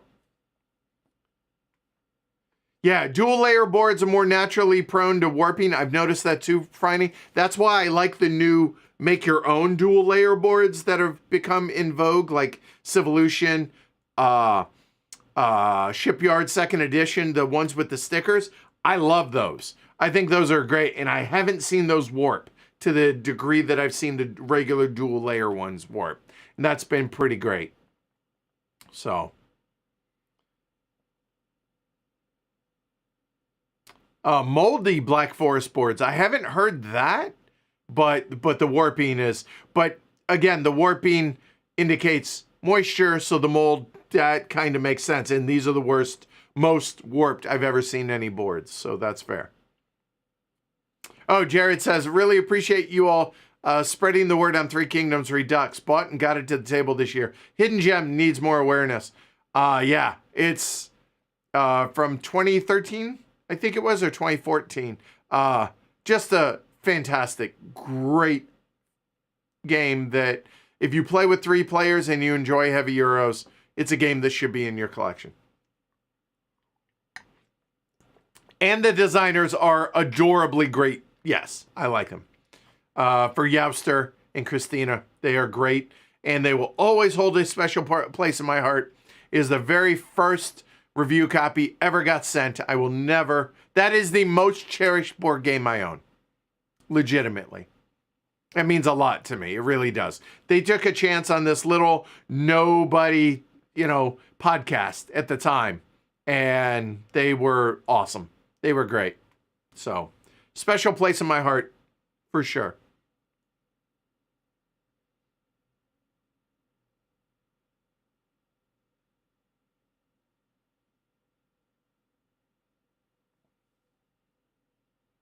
Board Game Bliss, by the way, they're in Canada talking about StressBotics, and people are saying, oh, they have copies. They don't have copies yet. Nobody in North America has copies yet, but when they get them, they're going to be getting an allotment. They just haven't made it here. And Fernando has asked us to wait to do the StressBotics Odyssey stream until the shipment to North America is imminent or has arrived. So mid-January, or a little bit later. Okay? Hey, Lannis. So, cheers. Happy New Year. He's probably caught up by now. A Heavy Cardboard Europe event one day. Maybe. What I will say is the most likely thing will happen is Essen next year. The meetup at Fitzpatrick's. The plan is to me to be at Essen and for that to happen on Friday night. So don't make plans Friday night. Do the Heavy Cardboard meetup next year at Essen.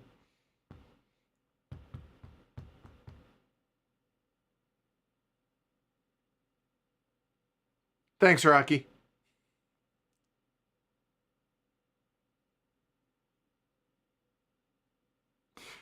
You're hired, Jared says about subscribing. I used to be a person that had 0 subscriptions. I imagine several folks just don't. I started earlier in the year and Heavy Cardboard was one of, if not the first. I appreciate that.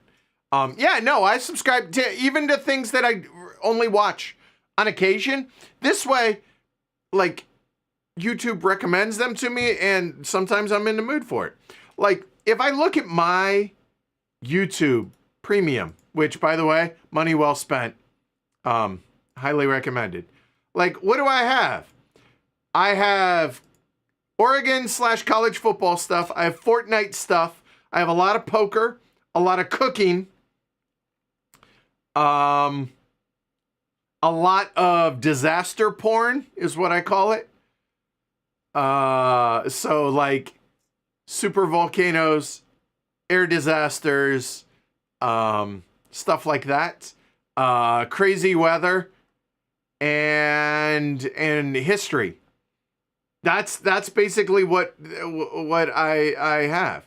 Like my subscriptions, the Operations Room, Ben Deitch, Brad Owen, Doug McClusker. These are all poker stuff.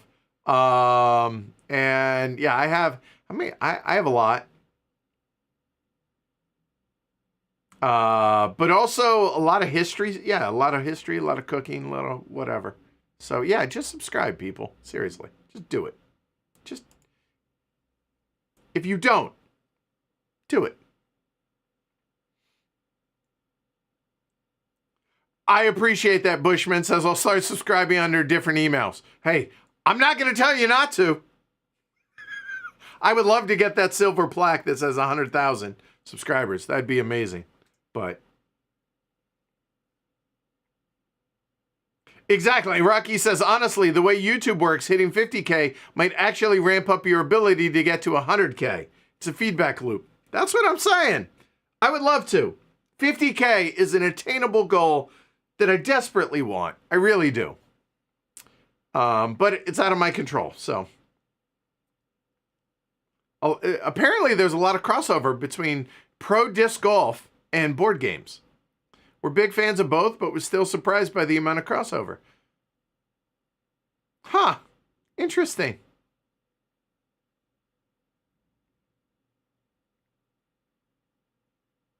Interesting. Well, if there's any in Mass and somebody wants to reach out to them, be like, hey, if they're ever in the Wakefield area, stop on by. That'd be cool.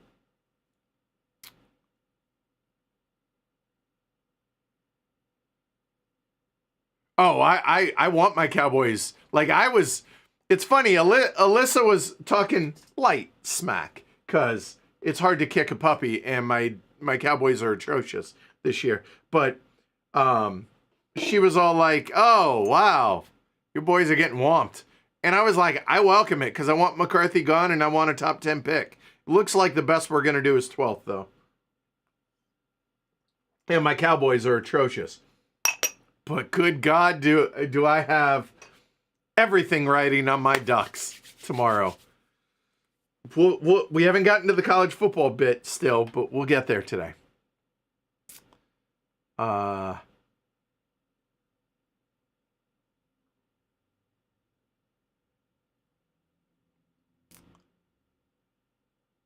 Portland. I've been, obviously I'm from Portland, Oregon, originally, OG Paul, but apparently Pier Park number 3 in Oregon, number 82 rated course in the world.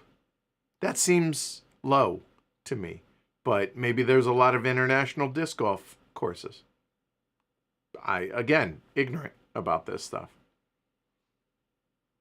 Oh, a hairdryer for bending boards back. But that means you have to do each board individually, which is a pain. But yeah, I could see that. You kind of bend it on itself a little bit and then, on a low setting with a hairdryer. I could see that. Okay.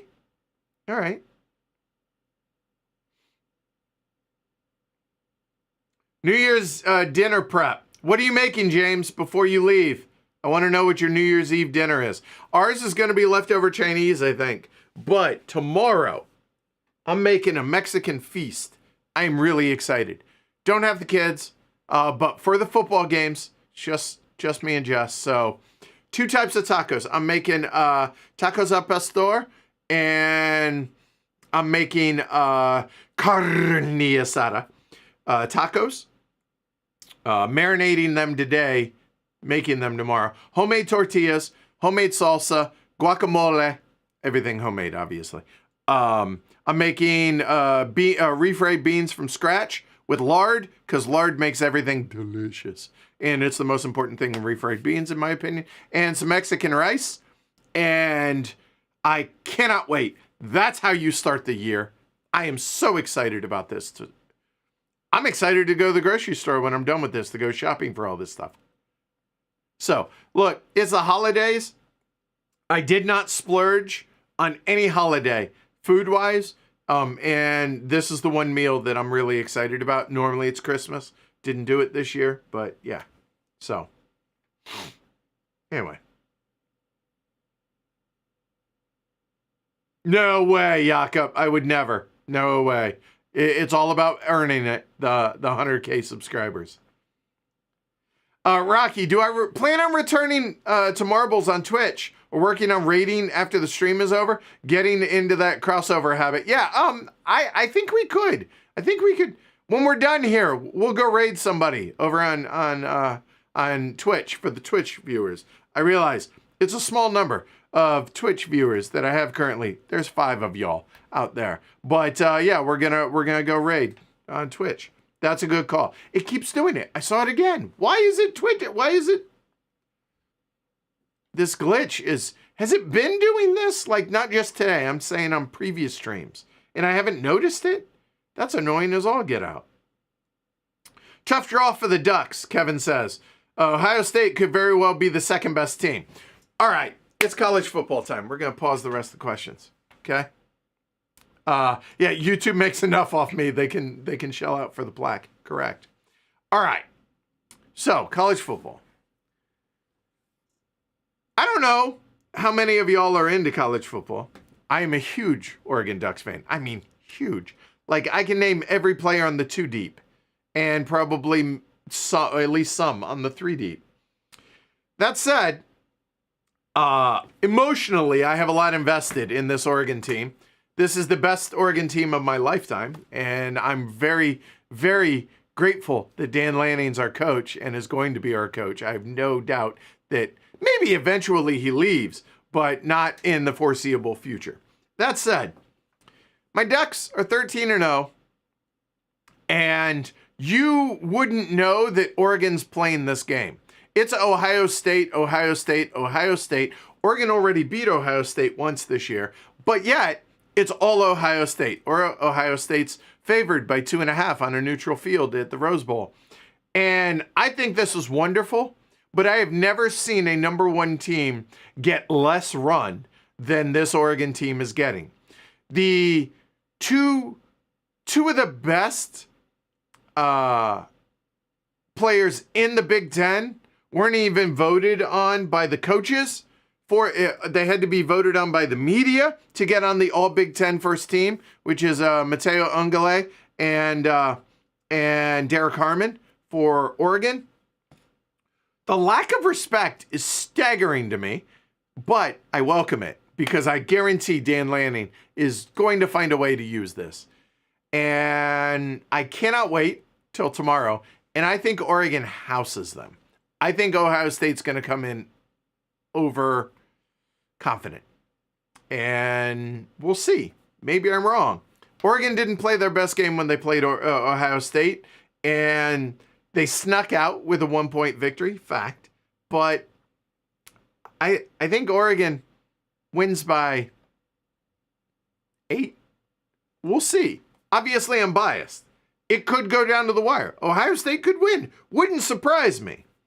But I'm just staggered by the lack of respect that Oregon has received. They've been the number 1 team since mid-October? And yeah, it's crazy. Just crazy. All right, so here, I'll do my picks that nobody's asked for. So tonight's game, we have Boise State, Penn State. I think Boise State shocks the world and beats Penn State. Or if they don't beat them, I would take the points if I were a betting man in Boise State because I think Madsen, their quarterback, everybody thinks it's just Genty, and it's not. And I think Boise State gives them a game. I think it's going to be way closer than people think. Look, Boise State could get run out the gym, but I don't think that happens. Tomorrow, Arizona State's the team that it felt like at the end of the season nobody wanted to play. And I am so excited for what Dillingham's doing at Arizona State, former Oregon offensive coordinator. I think it's great. I don't know what happens. I feel like Arizona State doesn't have the muscle on the lines to hang. But I could be wrong, and I hope to be wrong, and I hope Arizona State makes a game of it. I really, really do. So I'm pulling for Arizona State, but I wouldn't bet on them.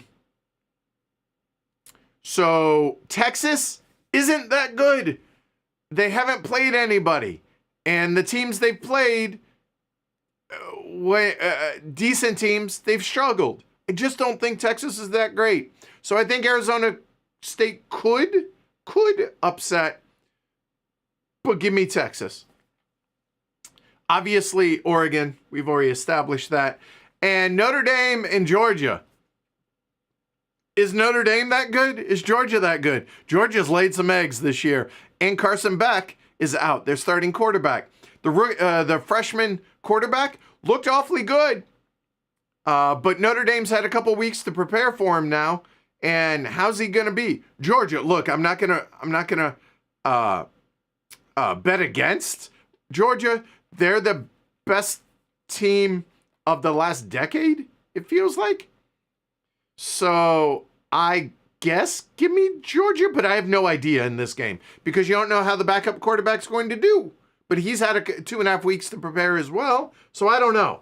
I'm excited about all 4 of these games, though. Probably if I were to rank them, obviously, Oregon, Ohio State, number 1. I'm probably looking forward to the Penn State, Boise State, number 2, the Notre Dame, Georgia, number 3, and Texas, Arizona State, number 4. But I'm excited about all 4 games. They're going to be on TV the whole time. I cannot wait. Eat tacos, watch college football, go Ducks. And there's a part of me that really wanted Tennessee. Not because I'm worried about Ohio State, which I am. Legitimately, I am. But think about this. Oregon has a chance to have beaten Ohio State twice, Michigan, Penn State, Texas in Dallas, in Georgia, in Athens, or in Atlanta, on the way to the national title. Best season in college football history. Maybe not the best team, but the best season. And you know what? There could be no disputing that. And that's really exciting. But we got to get through tomorrow. So we'll see. The big thing, stay healthy. Dylan Gabriel, make good decisions. And have everybody, be healthy. And I think Oregon wins. So there we go. Super excited. Super nervous. It's funny. I'll enjoy watching the other games more. Because you're not as emotionally invested. When you are heavily invested in your team, regardless of the sport, it's not always enjoyable watching the game. I can't wait for it, and I'm stoked for it, but it's so stressful. Whereas tonight, dude, I can't wait for that game. I'm not as emotionally invested, so I just want to see a good game. Whereas in the Oregon game, I want to see them win by 50. I don't want to watch a good game. Too stressful. So anyway, that's it. So yeah, I'm really excited about Oregon. Anyway. All right, let me get back to where you guys were. All right. Cool. Yeah, the audio's not glitching, just the video. I know. When did Oregon play last? The Big Ten Championship. What was the date of it?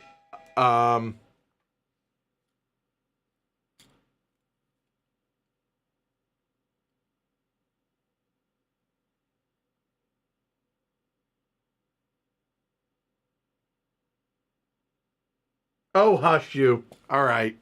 Yeah, being a neutral is wonderful because it's less stress. But Oregon hasn't played in forever. It's been 4 weeks, which usually means bad tackling, which is worrisome.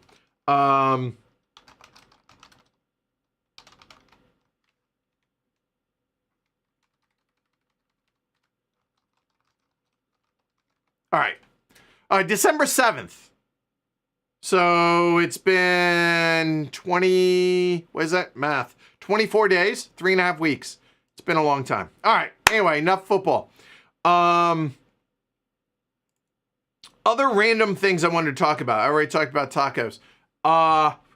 There's only one more thing on my list. Mount Washington. So apparently Mount Washington set the record recently of the coldest recorded temperature on planet Earth. If y'all are unfamiliar with Mount Washington, it is not a big mountain. 6,000 feet? 6,000?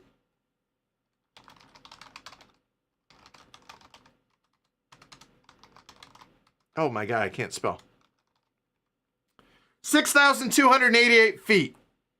That is tiny compared to like the Rocky Mountains or some of the mountains out west here in the States. Not to mention like the Alps and, the Himalayas. 6,000 feet.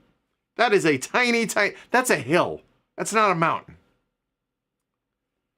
If y'all have never experienced Mount Washington, I want to go back. I've experienced it once, and it's 3.5 hours north of where we are. It's like 2/3 of the way up in New Hampshire. It is the most unique weather on planet Earth, and it's like visitable. Like it's not Antarctica, right? Oh no, not in the Northeast, in the world.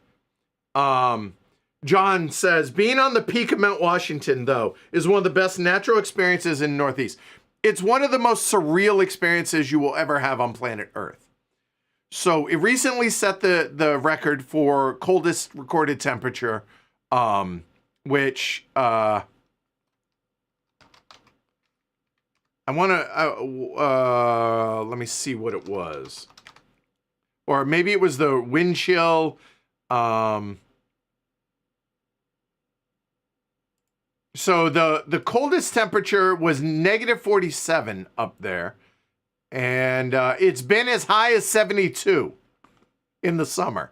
But the wind chill can get to like -100 and stuff. But if you've never been to it, it is one of the most surreal experiences I've ever had.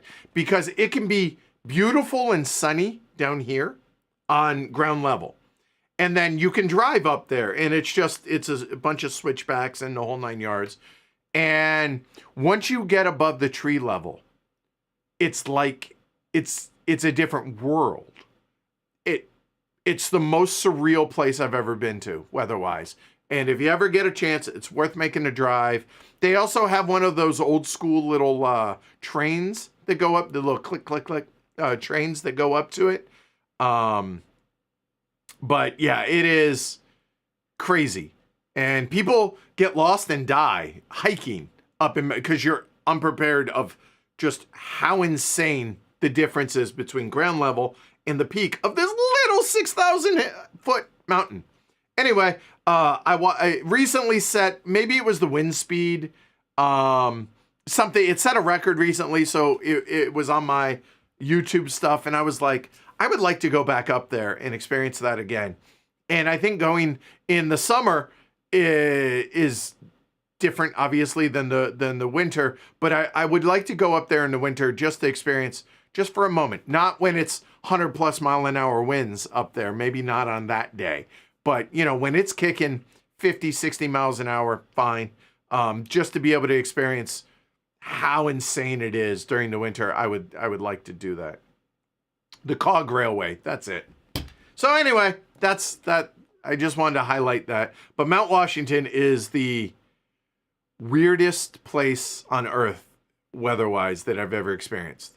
Highly recommended if you're ever up here. Like if you're coming to Heavcon, rent a car, go up there. Even though it's in May, at the end of May, it's still going to be crazy weather, I promise. It's crazy. And the reason for it is the way the mountains are shaped. 3 major storm system, like the way the jet stream works, it literally funnels it right to Mount Washington, and then it goes over and that's what makes it the most unique place on Earth. even though it's only 6,000 feet high. So there you go. Okay, it was the wind chill that it set the record on. All right, that's fair. Right, because the wind is, 100, 120 miles an hour up there at its worst. And the wind chill, so yeah, it's okay. Fred says, I've been in colder temps than 47 below in Alaska. God bless you. Nope. The wind's so bad at the top of Mount Washington, the original building they had to tie down with chains so it didn't blow off the mountain. True story. Anyway. All right. So that's it. That's a wrap on the year. And yeah. So what do we got? Happy New Year, everybody. I hope everyone be safe. If you go out on amateur night tonight, be safe. Don't drink and drive, please. But once you get to a certain age, you just want to be in for New Year's. Some people don't make it to New Year. We'll make it to midnight, but just be safe, be smart, enjoy 2025, and go Ducks. And thanks for all the support. Thanks for all y'all watching. I really appreciate it. And I will see y'all on the 2nd, 7 p.m. Hopefully, with this and the new graphics. So I'll see you then. Take care, everybody. Thanks for watching. I'm Edward, by the way. Bye, y'all.